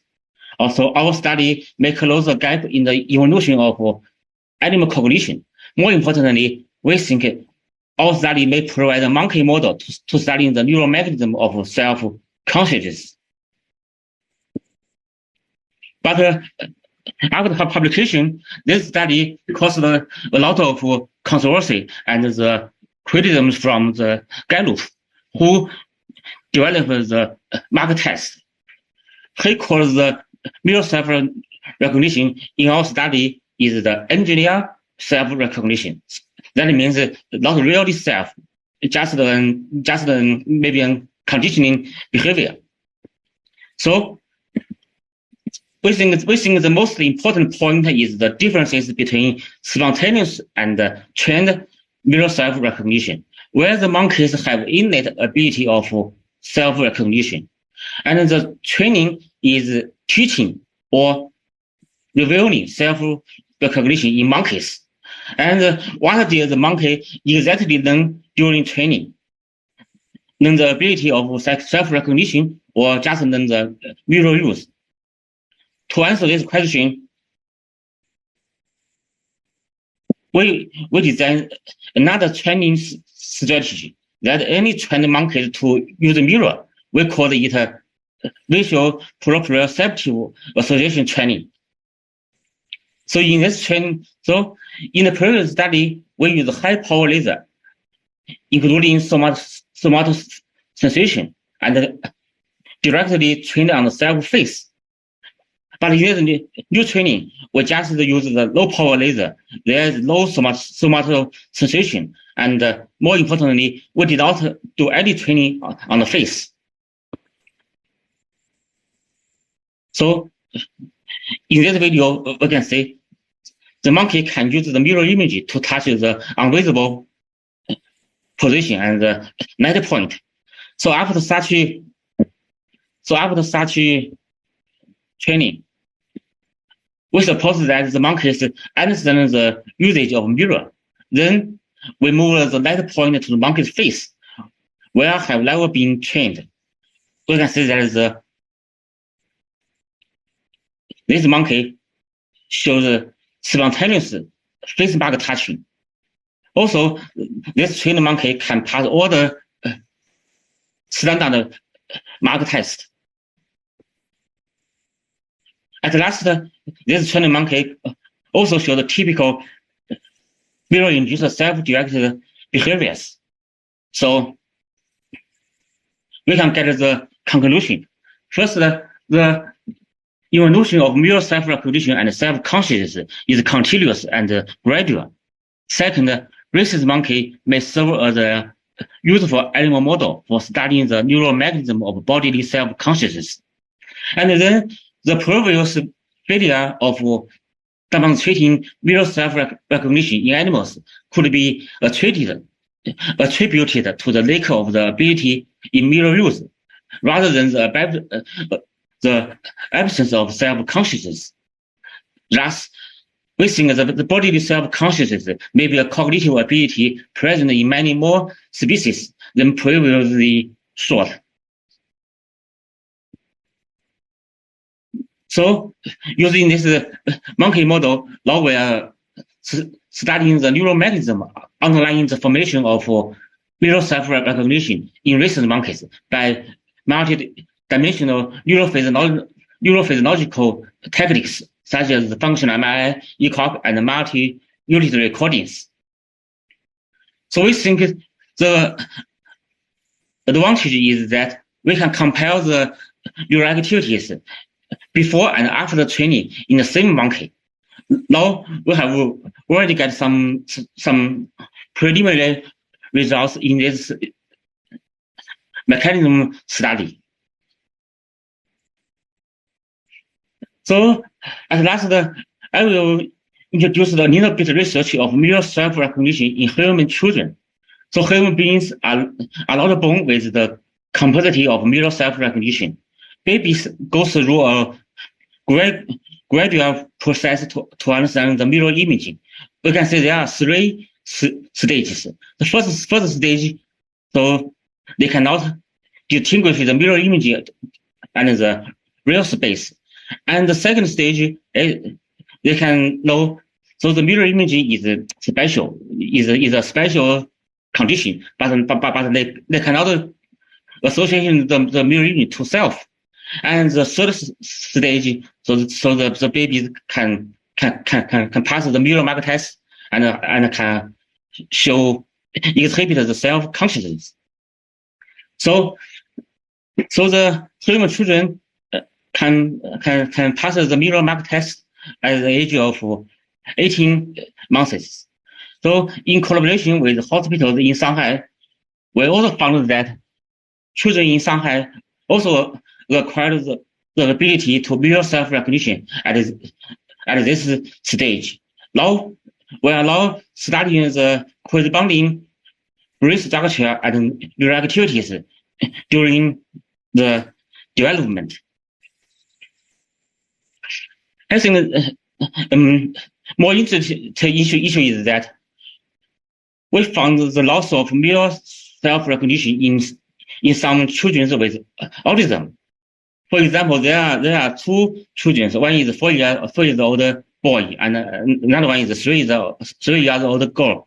So they are both autism children. So when facing the mirror, they do not show the face marking touching behavior. They cannot pass in the mirror mark test, but they have shown very different behaviors. First, they like to be very close to the mirror to investigate the mirror image, and then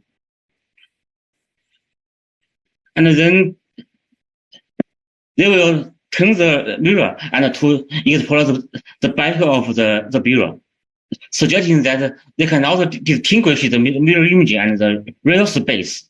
So according to our previous studies in monkeys, a very interesting point is that whether such impaired mirror self-recognition can be restored by training.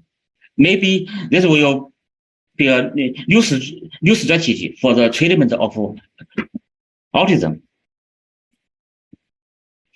Okay, that's all. So I will thank the members in our lab, also our collaborators, Prof. Ming, Jiang Fan, Changre, and Li Xue.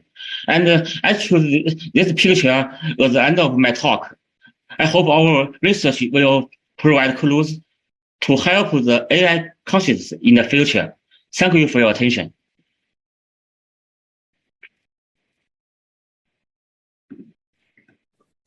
Thank you, Len, for the excellent talk. We are running a little bit behind schedule, so there are a few questions directed to your presentation, but I'll ask maybe just one or two and then save the rest of the questions to the discussion period.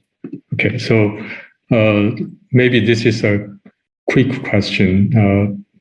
In case that you have some individuals in the species can pass the mirror recognition test and others cannot within the same species, does that mean that reflects the difference in their intelligence?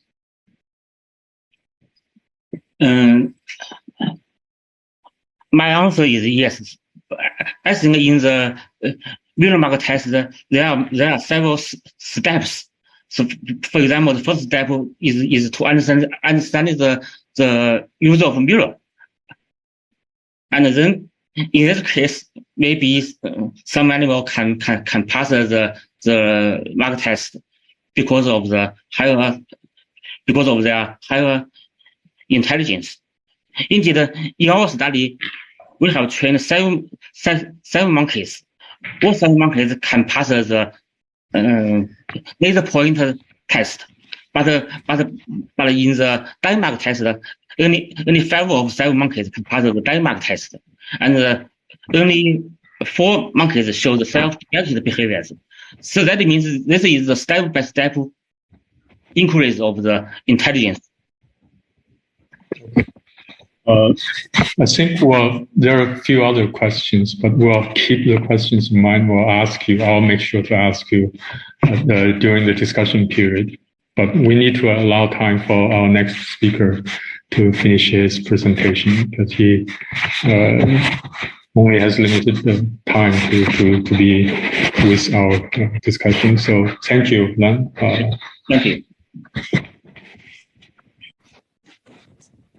Again, it's my great pleasure to introduce our next speaker, Steve Fleming. Steve Fleming is currently a professor of cognitive neuroscience and Sir Henry Dale Wellcome Trust Royal Society Fellow at the Department of Experimental Psychology. He's also the principal investigator at the Wellcome Center for Human Neuroimaging and the group leader at the Max Planck UCL Center for Computational Psychiatry and Aging Research. Steve Fleming received his BA in psychology and physiology at the Oxford University, and his PhD in cognitive neuroscience at UCL. He then did his postdoc fellow, Sir Henry Wellcome postdoc fellowship at NYU, as well as at Oxford. Then I think, well, he has a long list of awards that he received. If I go through all of them, maybe I'll take half of his time. But he received the William James Prize from the ASSC. He is recognized as the rising star by the Association of Psychological Science, the Wiley Prize in Psychology from the British Academy, and Philip Living-June Prize in Psychology, the British Psychological Society's Spearman Medal. So without further ado, I should also mention that Steve published a wonderful book last year, Know Thyself. That's about self-awareness, and I recommend that book to everyone who is interested in this topic. So, Steve. Thanks very much, Shane. Let me just share my screen. Hopefully this will work okay. Hopefully everyone can see that. If you can't, just do let me know. So yeah, thanks so much for this invite and for being part of this fantastic session on consciousness. And I was really interested to follow on from Neng's talk, because I think what I'm going to be talking about is related to this general topic of self-awareness. And what we focus on in my lab is not bodily self-awareness like Neng's doing, but rather metacognition about our mental states, what's going on in our own minds. So let's just start with a definition of metacognition. So by cognition, we typically mean a process that transforms some input into output, such as making a decision based on some stimulus or retrieving information from memory. And by metacognition, we simply mean the ability to think about and reflect upon other cognitive processes. So metacognition has this recursive aspect to it. It allows us to introspect about our mental state. And in this way, it's quite domain general. We can think of metacognition as operating in many different areas of life. Just to give you a couple of concrete examples. So in the case of memory, we might think to ourselves whether or not we know a topic well enough or not, when revising for an exam, for instance. Or in the case of perception, we might ask ourselves when we go to the doctors, to the opticians, whether we're seeing things clearly or not. And in both of these cases, what we conclude from those introspective judgments have functional consequences. So in the cases of perception, not knowing that we're not seeing the world clearly enough might hinder our ability to correct our vision with a new pair of glasses. And we can think of these metacognitive evaluations as spanning an increasingly abstract hierarchy. So we go from moment to moment awareness of our internal processes, such as our confidence in getting a question correct on an exam, for instance. And we go from this local or momentary level to more global or extended evaluations about our performance on a task as a whole, or all the way up to our thoughts about our cognition in general, such as thinking to yourself, I have a good memory, or perhaps thinking my memory is now failing and I need to seek help or treatment. And we think that these global judgments may be particularly important when thinking about failures of metacognition in clinical cases. And at the end of the talk, I'll come back to some recent work we've been doing on that issue. So in the past few decades, psychologists have begun to develop some fairly well founded tools to study metacognition in the lab. And the key idea here is that we take metacognitive judgments of your performance seriously, and then we quantify the mapping between your performance and what you think about your performance. And that's often elicited with a confidence rating of some kind. And in the case of simple perceptual decisions, which is what we study a lot in our lab, we can think of two types of decisions here. So first, you have a type 1 response to a stimulus, such as classifying this image as a face or a house. And then we have a type 2 decision, or a metacognitive judgment about that type 1 decision. And this could be asking you how confident you are in that initial choice, or alternatively, we could ask you the converse question, whether you think you've made an error or not in that original choice. However, it doesn't really matter so much for the purposes of today's talk how we set up that question. What is important is that we're always asking subjects to make this second-order evaluation of their performance. And when we have those data in place, we can then systematically begin to quantify the association between your performance and your confidence. So intuitively, if you tend to be confident when you're correct and less confident when you're wrong, then you can be ascribed a high degree of metacognitive sensitivity. And this is not a new idea. So in fact, it dates back to at least to a seminal paper from Clark, Birdsall and Tanner in 1959 at the birth of signal detection theory in psychology. And their idea was that just like signal detection theory is interested in quantifying your sensitivity to a stimulus or to the outside world, you could construct another type of receiver operating characteristic, which is how sensitive the observer's confidence ratings are to their performance. So the idea here is that if in these cartoon distributions, you imagine collecting some confidence ratings from a subject in a task. And if their confidence when they're correct, in green here, tends to be systematically higher and well separated from their confidence when they're incorrect, then you'll get a big area under this type 2 REC curve. And that will be an indicator that that subject has good metacognitive sensitivity. And a lot of the work we're doing in my lab is aimed at further developing these models and analysis tools for quantifying metacognitive capacity from subjective rating data. So one popular approach here is to use a model-based metric known as meta D prime, which is analogous to D prime for your sensitivity to an external stimulus, but now it refers to your sensitivity of your confidence ratings to your own responses. So we hope that this is capturing something important about what it means to be aware of your performance. If your confidence can appropriately track your correctness, then you're aware of your performance in that domain. And often people take the ratio of these parameters, meta D prime over D prime, and that gives you a performance controlled or a performance-corrected metric of metacognition that we call metacognitive efficiency.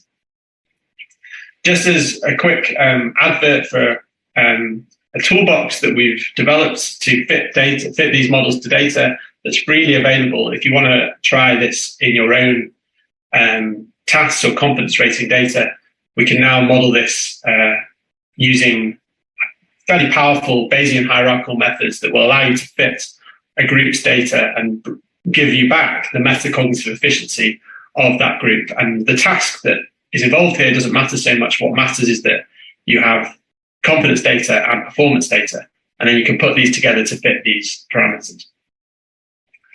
So following the development of these kinds of analysis methods, a first wave of studies in cognitive neuroscience has been focused on the brain basis of individual differences in metacognition. So what makes one person's metacognition better than another's after controlling for differences in first-order task performance. And we've been particularly interested in the role of the prefrontal cortex in this because it's long been known from classical neuropsychology that damage to the frontal lobes can affect self-awareness and insight. So in one of the first studies we did on this topic, we were interested in following up this clinical result and asking whether we could observe variation in metacognition in relation to healthy brain structure and function. So we set up a very simple perceptual task where subjects had to make a first-order choice, a contrast discrimination choice, followed by a confidence rating over hundreds of trials. And then we could calculate their metacognitive ability, this area under the type 2 ROC in red here. And we controlled their performance using a staircase procedure such that everyone was performing around the same level. And that's the blue triangles here. And what we observed, which we've seen in a number of studies now, is that even when you control first-order performance on the task, there's still plenty of variation across individuals in metacognitive sensitivity.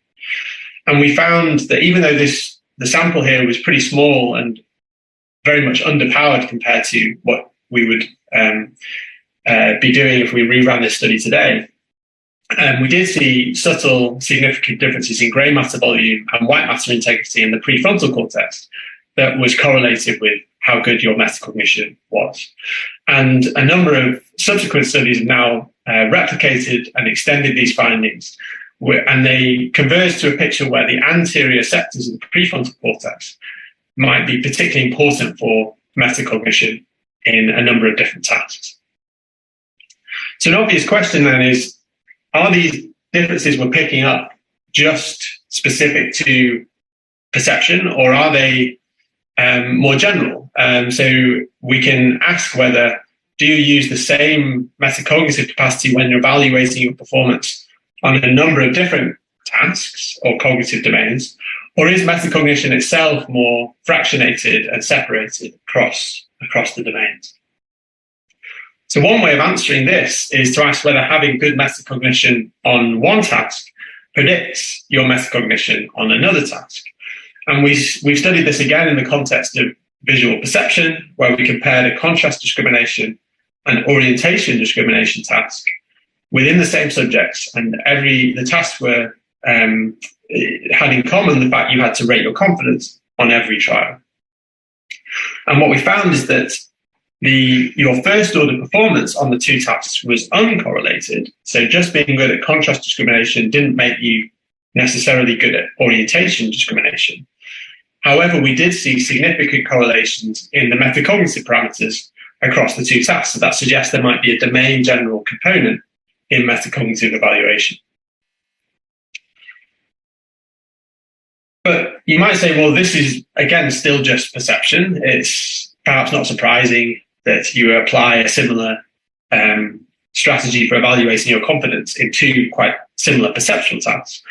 So other studies have looked further than perception, from looking at correlations with metacognition of memory performance.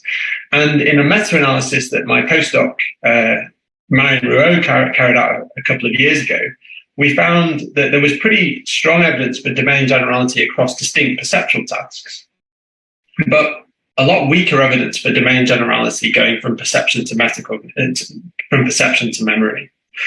But we also noticed when we were putting this review together that one reason for a null correlation here could be that the individual studies in the meta-analysis, these guys here, were often underpowered to detect significant correlations. And there was also some lack of consistency in task designs across the two domains.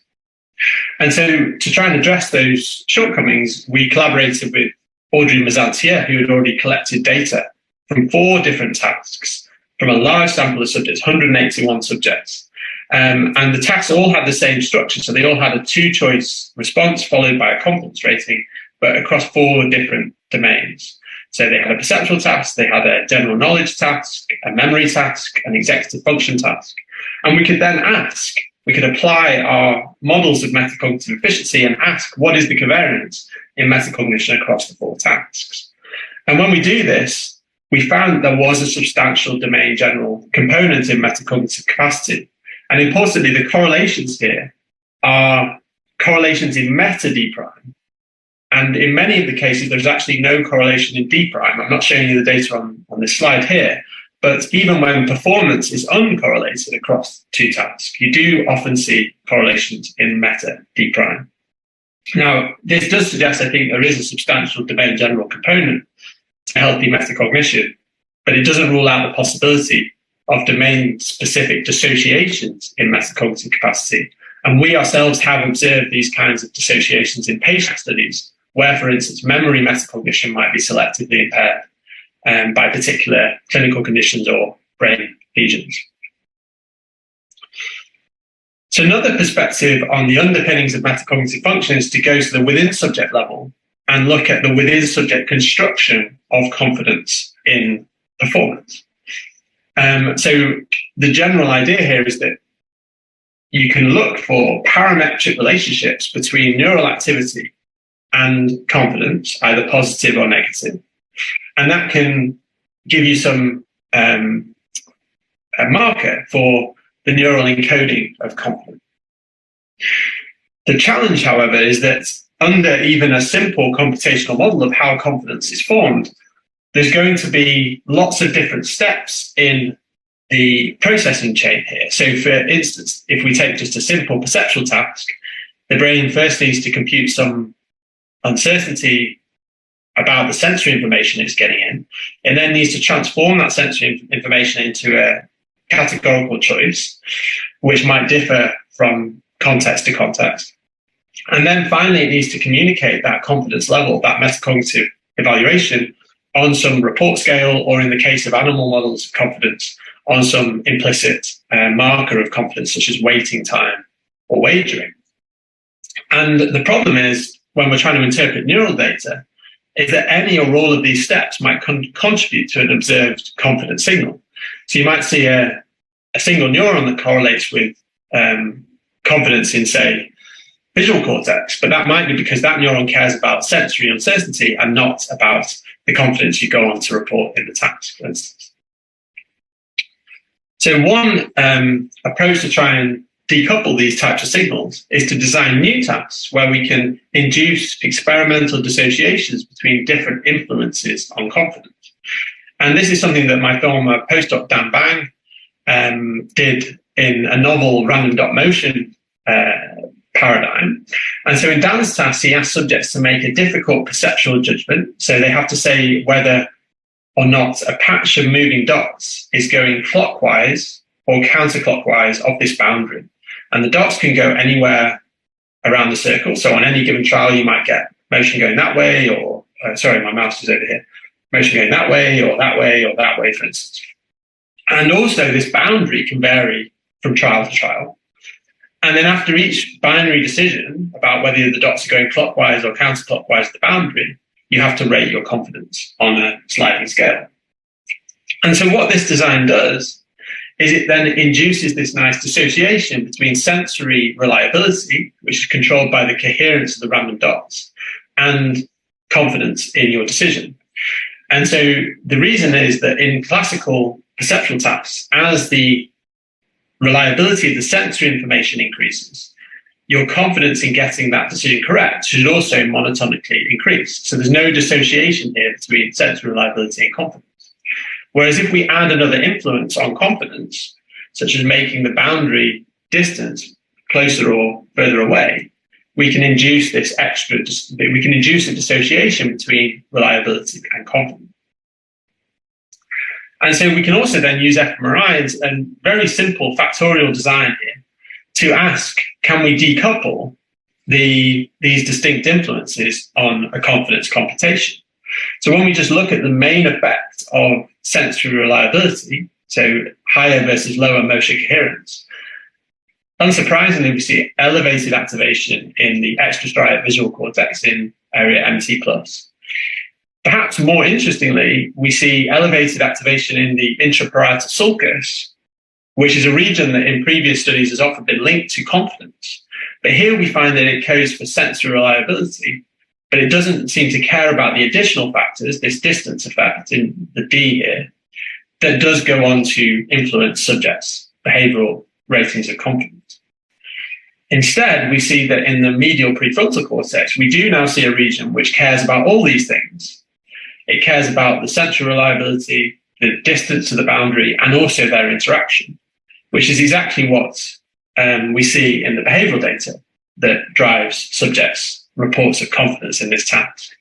So our findings suggest a dissociation between neural populations that track sensory aspects of certainty in the incoming stimulus in the parietal cortex, and those tracking decision confidence in the prefrontal cortex.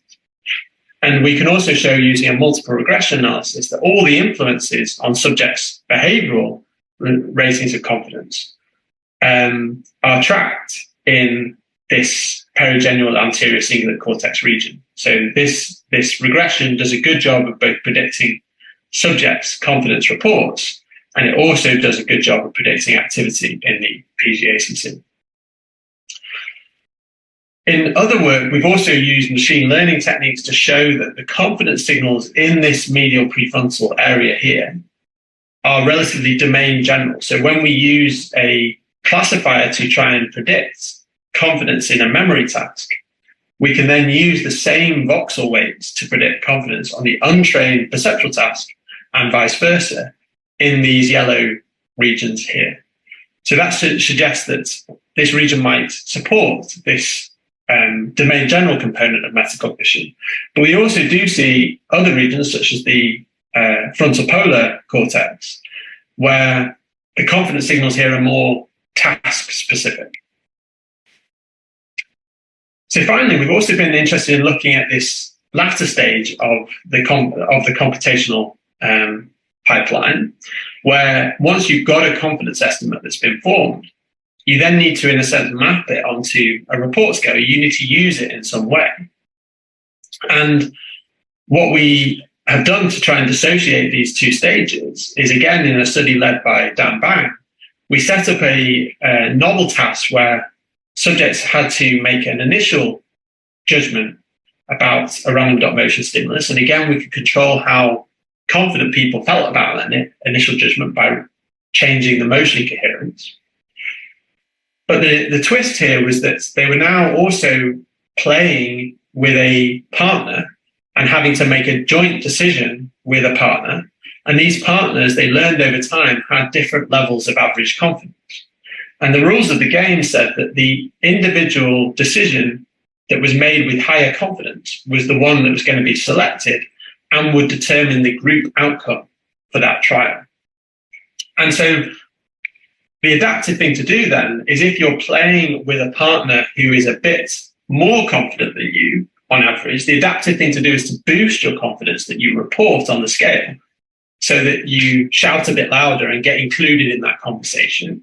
Whereas if you're playing with a partner who's a bit less confident than you, you should reduce your confidence and avoid dominating the interaction. So collaborating with partners at different confidence level induces a dissociation experimentally between the private feeling of confidence you have here about your choice and the public statement of confidence you need to make on the scale later on. So we can see that in behavior, this is what subjects do. They end up rating higher confidence when the stimulus is easier, as expected, but they also end up rating on average higher confidence when they're playing with a player that has higher confidence. And both of these influences contribute to the observed confidence data. And I'm just going to show you one result from the imaging analyses here. So there are also multivariate results in the paper, but just using a simple univariate analysis, we could see that the private confidence signal here was tracked in this region, the medial prefrontal cortex. But this region didn't seem to care very much about the social context, what you would need to report on the scale. Whereas in the frontopolar cortex, now we see tracking of both private confidence, but also this region is sensitive to the extent to which you need to adjust that private confidence estimate when communicating it to others. So just in the final few minutes, I want to address this question of global confidence. So we've been interested recently in investigating linkages between confidence in individual judgments and more abstract or global estimates that subjects hold about their overall performance. So I don't have time to go into the details of the task here, but the general approach that was developed by my postdoc Marion Rouault was to ask subjects not only to make confidence judgments in individual decisions, but also at the end of blocks of trials, such as blocks of 2 to 10 judgments, to make a global decision of which tasks they think they perform better on or rate their global level of confidence in that task. And what we found was that subjects' global estimates were predicted by fluctuations in local confidence over and above differences in objective performance. So that suggests people are building up these global SPs from local confidence fluctuation. And in the brain, we see that a subset of regions that we have shown previously to be tracking local confidence, for instance, this PMPFC region here, now also shows an interaction with global confidence. And so that suggests that the way they code for local confidence on the x-axis here is modulated by the level of global confidence. And that's not the case for all brain regions. So, for instance, the DACC, we see just a coding here of local confidence. So that suggests that there's a network, a subset of these regions is engaged in metacognition at multiple levels of abstraction.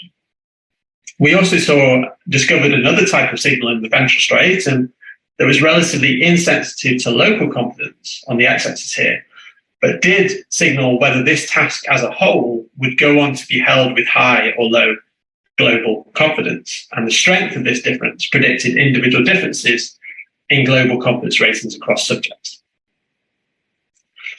So together this suggests that, as I said, the brain network may be engaged in metacognition at multiple timescales ranging from local to global confidence.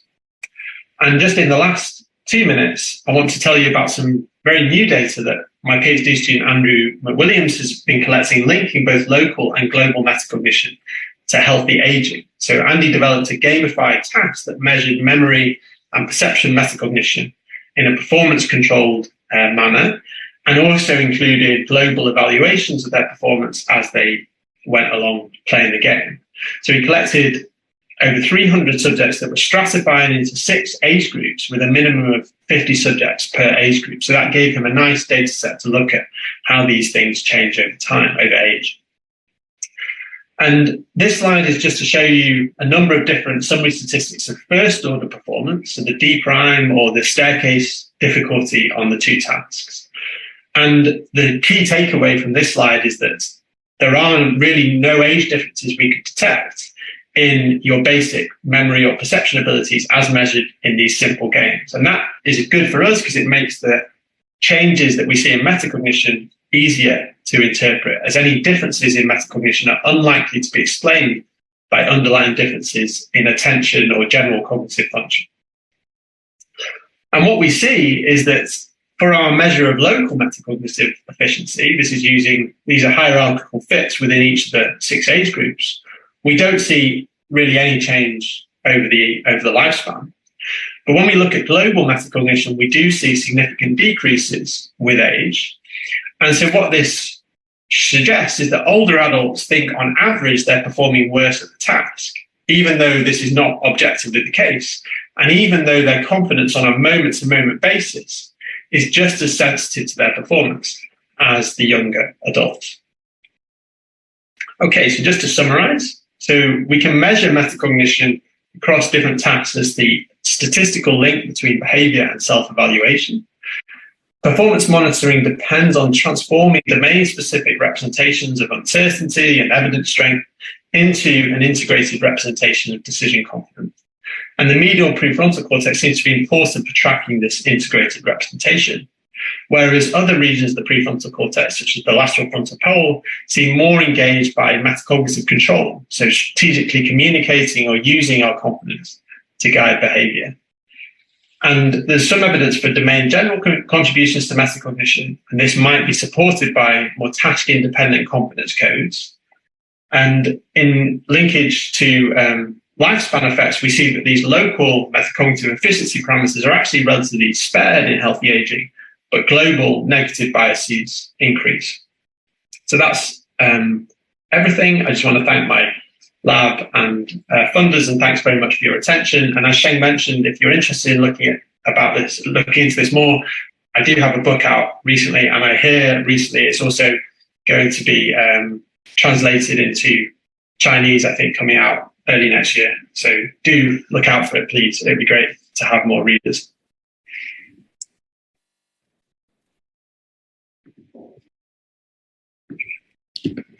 Great. Thank you, Steve, for this excellent talk. I know you are running short of time. On the schedule, we have a group discussion at the end of the individual presentations. Maybe I think it makes sense to just move to the group discussion. Sure. We can ask questions of each other. We can also bring the questions back from the audience that we didn't have time to address. So if the other speakers don't mind, maybe you can turn your cameras on and unmute your microphone. And since Steve is leaving in about 10, 12 minutes, 15 minutes, maybe we can first address questions related to metacognition, self-awareness, these kind of issues. I see one question that's related to Steve's talk. Some studies have tested metacognition in monkeys. Does that mean that we can say monkeys have self-consciousness? Essentially, it's a question about the relationship between metacognition and self-consciousness or self-awareness. Yeah, I think it's a great question. I can see this can be a long answer, but make it relatively short. Yeah, I will. Okay, I think it's a great question. I think it's very hard to tell. I think that there is good evidence now that metacognitive tasks can be solved without needing what we consider as adult human self-awareness. And so we see this in child development. There are some things that kids can do, such as tracking uncertainty, monitoring errors early, but then they, in terms of explicit metacognition, explicit thinking about their cognitive performance, that seems to emerge a bit later in life. And my personal view on that is that it's likely to be related to theory of mind, the ability to think about other minds and then use that same machinery and turn it on ourselves. And we know that that emerges slightly later in life, and possibly monkeys and other animals may not have that capacity. So I think the jury is out, and I'd be interested also to know what Neng thinks about that, because I know it's related to this issue of kind of what's the potential for self-awareness in other animals. So you presented data, Steve, on individual differences, and some people have pretty good performance, but just the monitoring self-confidence part is very, very low.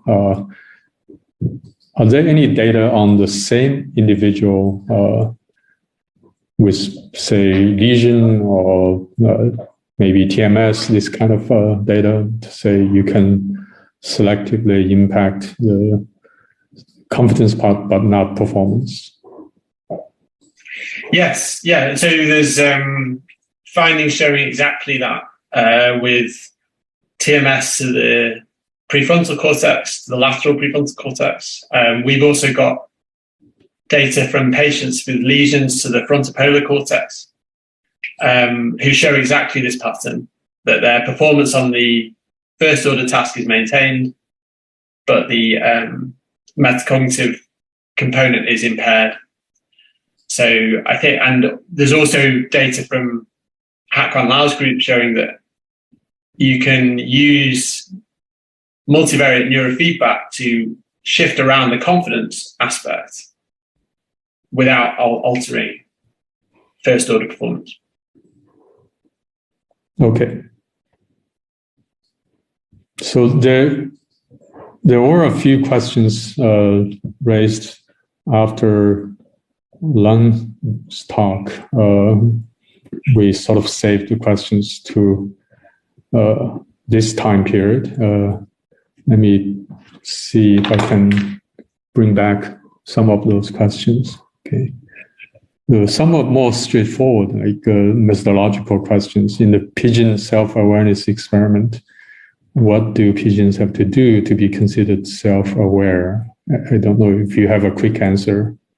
So I think the training of pigeon and the training of monkey in Australia is I think they are different, because in the training of pigeon, so they train the pigeon to pick up at the hot point, the right point, and the test is the same test to test the pigeon to pick up at the right point on his own chest. But in our training of monkeys, so the ability is generalized. We just train the monkey by the laser point, but our test is the Denmark test and the self-directed test.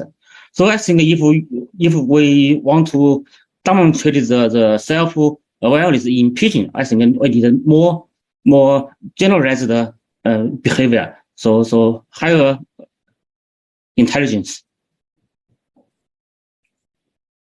Okay, I'll just bring up another question related to your talk.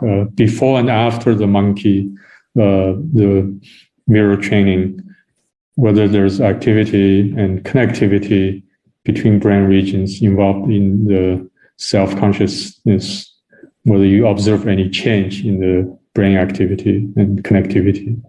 Yeah, so I think there must be many changes in the neural activities in many different brain areas. For example, in visual, somatosensory, prefrontal cortex. So now we are doing such study. So we use the functional MRI to study the involvement of different brain areas in this behavior. Also, we are using the whole brain ECOG to study the timing, the integration of the signal from different brain areas. So I think there must be many activities. So our preliminary data shows that even in the V4 area, so there is already difference between self and other recognition.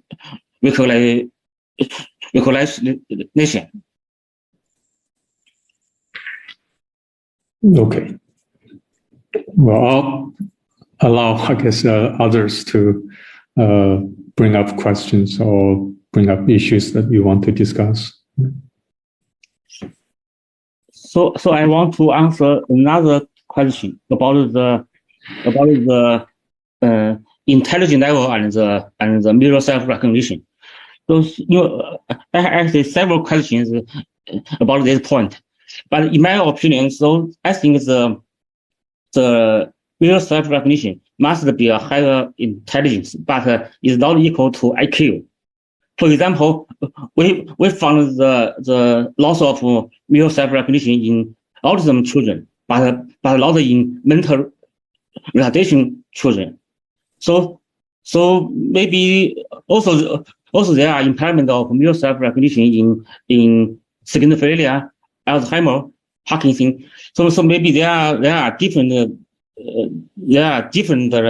intelligence. Maybe something special. Could I ask you a question about whether after the training, do you find the monkeys change other aspects of behavior? Do they, in a sense, respond to completely different tasks that involve the self or other in a different way? Yeah, this is a good question. So now we are trying to doing such study. For example, we can have a group of several monkeys and train the monkey and to see the change of social interaction in the group. So maybe the level of self-consciousness is related to the social decision or social other social behaviors. Yeah, I have a few questions for Stephen. So first one is, do you think there is confidence about confidence measurement or evaluation? So in a recursive manner. Yes, so I think there is. I think there's actually a very interesting behavioral study from the group in Paris on this question. I think it's a preprint from Taryn Balsden, where she's essentially just tried to extend the recursion. So behaviorally, you can ask confidence in the type 1 decision, and then you can ask confidence in the confidence and so on. And what she shows is that people do have this capacity up to the 4th order. So, but it becomes very weak and noisy. And that's just as you would expect based on a computational model where you have to, in a sense, transform that variable one more time, add a bit of noise. It rapidly diminishes. So her suggestion, which I think is reasonable, is that in theory, yes, but in practice, it's not very beneficial for the agent to go beyond 2nd or 3rd order judgments, because it's going to get so noisy that it won't be very helpful. Thank you. And another question is, so if the one stimulus is suppressed, for example, by some paradigm, so an unseen stimulus, the subject can have some confidence evaluation about the property of that stimulus if we ask him to guess. Yeah, that is controversial. There's some papers suggesting that you need to have the stimulus cross the threshold for awareness in order to then engage in metacognition about the judgment of that stimulus. But there are other studies suggesting there might be subtle feelings of confidence that you could get from an unconscious judgment. So I think there needs to be more work on this. One interesting data point there is that in blind sight subjects who are well trained, so like the famous GY patient, he has poor metacognitive sensitivity in the sense he can't know whether he's right or wrong on a trial-by-trial basis. But his global confidence is quite high because he's been trained over so long to know that he's actually quite good on these tasks. So I think there's much more to be done to unpack what is the linkage between first-order conscious awareness and metacognition. Thank you. And finally, the other part of the question, other side of the question is, can a confidence evaluation be formed subconsciously? So you are not aware that you are making a confidence evaluation, but somehow that influence another behavior, for example? Yeah, that's also very interesting. So I think that there is some data suggesting that's possible in literature on error monitoring. So you can have rapid correction of motor errors. You can have these cases where people will realize they've made an error and do the opposite thing. And yet when you ask them, did you correct your error there? They will say no. So there seems to be some dissociation between implicit metacognition about performance and recognizing that. But I think what might be going on there is that you also then have to factor in criterion effects at the second order level. So people might have been aware, but they just didn't report it. And so I think, again, there needs to be more research on developing better measures of that linkage. Thank you very much. I think this metacognition topic is very interesting in general. Thank you.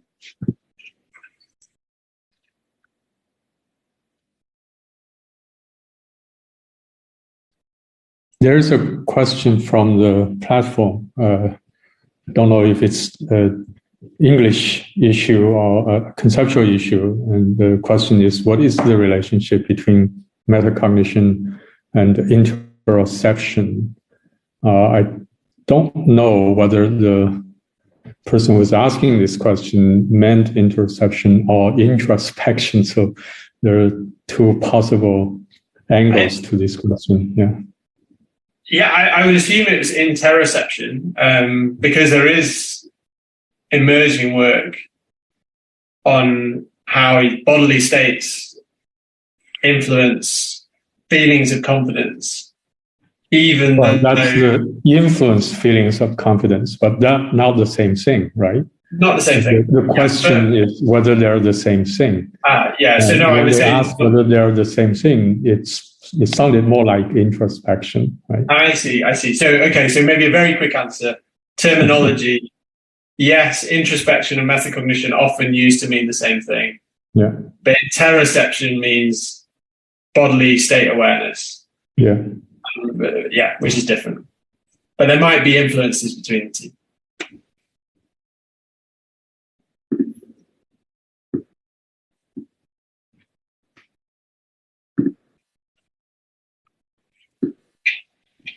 Any other questions from the audience? Steve, just to make sure you understand this mechanism that we have audiences at the sort of public platform, like they can also ask questions that we cannot see on the Zoom media. Yeah.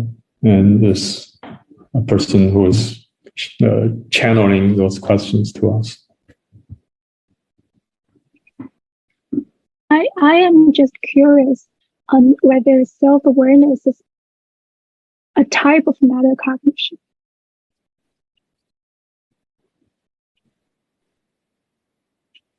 I mean, I think, yeah, then it often comes down to how you define these terms, but I would think self-awareness is quite multifaceted and includes bodily awareness. It includes the knowing my autobiography, in a sense, who I am. So I think all these things, when they come together, probably go into the folk psychological definition of what we mean by self-awareness. But I do feel that my opinion is that there is a certain level of metacognition that goes hand in hand with explicit awareness of our own minds. Yes. There's a question from the chat room. Can you see it? Oh, yeah. Yeah, how are metacognitive abilities tested in monkeys? How do they express how confident they are? So this has been done in a number of ways, but one of the most common ways is using a wagering procedure or betting procedure. So just like humans rate confidence in a decision, the monkey can make an initial decision and then be trained to know that one response means a high bet, a high wager, which is risky because they'll only get a reward if they were correct on the original decision. Whereas the other response is low risk and means you'll always get a reward, a small reward, regardless of whether you're right or wrong. So that allows you to operationalize confidence in a non-verbal way. It's also been used with children. So it's a nice metric.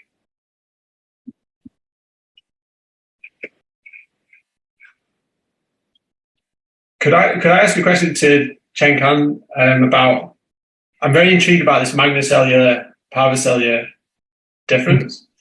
And I was just wondering what implications it had more generally for conscious awareness of those two paths, and whether it means that the magno path could, in a sense, bypass some of this rivalry operation and kind of get into processing without you being conscious of it. Yes, I think the short answer is yes. So behaviorally, usually we find unbiased stimuli is much harder to suppress using interocular suppression paradigms, which also explained our finding. And also, Shen has a earlier paper showing that in the dorsal pathway, images like tools were processed, even if it is suppressed. So maybe that's a sign of the biased stimulus is more easy to get through this rivalry suppression. Yeah. And I also want to ask, is there any other type of metacognition task for the brain other than evaluating the confidence or goodness of certain type of cognitive ability? So apart from this evaluation task, is there any other task about the metacognition mechanism? I mean, there are lots of different types of judgments in the literature that people have looked at, especially in memory metacognition. There's been studies of prospective evaluation, so evaluating whether I will be able to learn this material, or but ultimately, I think all of this can be reduced to the computational operation of evaluating confidence in a first order process. So that's why most of the field is focused on that. But then I think there is this other aspect that I mentioned briefly in the discussion about explicit metacognition, the aspect that might be more related to self-awareness. I think that may have there's evidence to suggest it might have a social component in the sense of sharing machinery with how we think about other minds. So we're trying to think a lot in our lab about new tasks we could design to try and get at that. So not only evaluating our own performance, but also thinking about others and how those two might interact. Yeah. So you are suggesting that metacognition is closely related to theory of mind, for example? That's a hypothesis. There's a philosopher, Peter Carruthers, who has outlined this in a number of books and articles over the past, and it's a long-standing idea going back to people like Ryle and other philosophers. But the empirical data is really, there's not very much. Yeah. Thank you. I'm afraid I might have to go just because I have to go and pick up my children. I don't want to leave them sitting on their own. Thanks so much. Free to go. Again, thank you very much. We really appreciate it. Nice to see you all. Excellent talk. Yeah. Thank you for a nice talk. Bye-bye. Thanks. Yeah. Bye. Bye. Okay. don't know if there's any other questions from the platform. I'm looking at another computer. I see there are several questions about the mirror use and the mirror self-recognition. So I want to say that the ability of mirror use is also includes several levels. For example, there is an ample behind me. So according to the mirror image to get the ample, this is a very, very simple task. So for monkey, this task do not need training. So the prolonged mirror exposure will so the monkey after prolonged mirror exposure will get this ability to through mirror to get an ample from the behind. But in our study, our training is very intensive.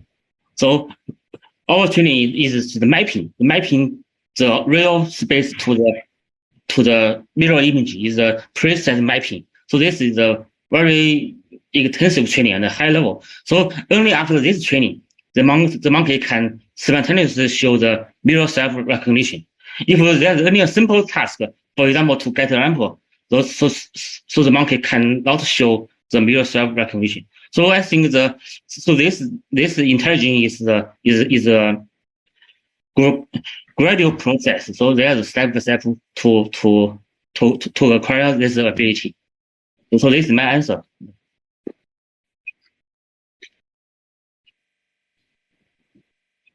I always have this feeling that mirror recognition is just a form of contingency learning. You also mentioned that you believe this ability is related to intelligence, and contingency learning seems to be something that has something to do with intelligence. So, what's your opinion? So I think in our study, the ability of mirror self-recognition is start from the conditioning learning. So as we think the laser point training is just the conditioned training, but we think this ability can be generalized to a higher cognitive level. For example, seven monkeys can pass the laser point test, but only 4 of them can pass the landmark test and show self-directed behavior. So we think maybe some higher cognitive behavior come from the conditioned the learning. Maybe that's my opinion. So I have a question about mirror self-recognition as well. In your experiment, when you train the monkeys to succeed in recognizing themselves, to pass the mirror self-recognition test before and after, yes, the difference is in self-recognition, right? But you're not suggesting that the monkey's self-awareness also changed. Are you making that suggestion or not? I think we cannot use self-awareness in all the animal study. We can only use the bodily self-consciousness in the animal study because the self-recognition is a recognition of self-body. So we don't know what the animals are thinking. So in our paper, the first time we use the word mirror-induced self-directed behavior. Second time we use the word mirror self-recognition, but we cannot use the self-conscious, self-awareness. Right. I understand that in your experiment, in your results, you have to describe them as self-recognition, right? Mirror self-recognition. But in your mind, not necessarily in your paper, the monkeys, whether you train them or not, do you think they have self-awareness? I don't know. It's not on record. How to answer this question. I would be surprised that if you say they don't have self-awareness. Maybe this is not a scientific question, I think. I ask a question. Yeah, go ahead. Sorry, Doctor, you can go ahead, finish your question. Oh, okay. So I know, and maybe I should wait for your paper, but I'm still very curious about, you said you measure the brain activity before and after the training. And I'm just curious, because during the training, you want to learn how to use the mirror to, kind of to finish the depth recognition or recognize, and they can use the mirror as the tool to observe some area they cannot see in the normal environment. So in that case, if we found some brain activity or brain region changed before and after the training, and how we know that change is related to self-recognition or that is related to the mirror using or the association between the associate learning. So that's my curious.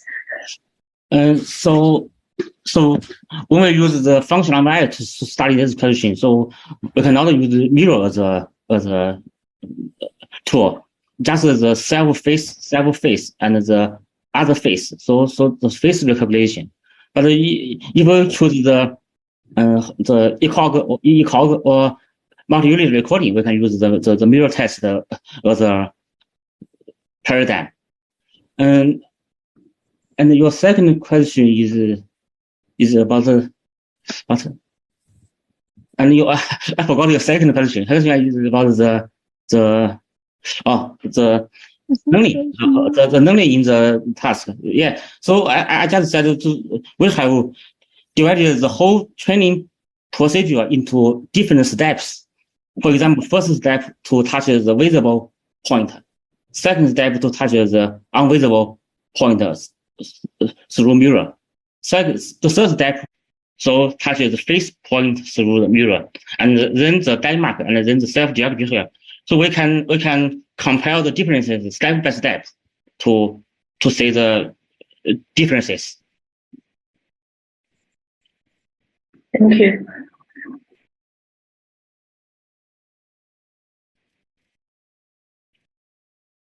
Yes, I think we have probably addressed most of the questions from the audience. I don't see any new questions coming. Of course, we can always talk with each other and address and discuss those questions that probably cannot be really resolved in the next hour, next week. But unless there are other pressing questions, I think we can maybe finish our session. Yeah? Yeah. Okay. Okay. Well, I guess I'll just thank all the speakers and also my co-host for this successful session. And I learned quite a lot. Thank you. Thank you all. Thanks to the audience as well. Okay. Bye-bye. Bye-bye. Thanks a lot. Bye-bye. And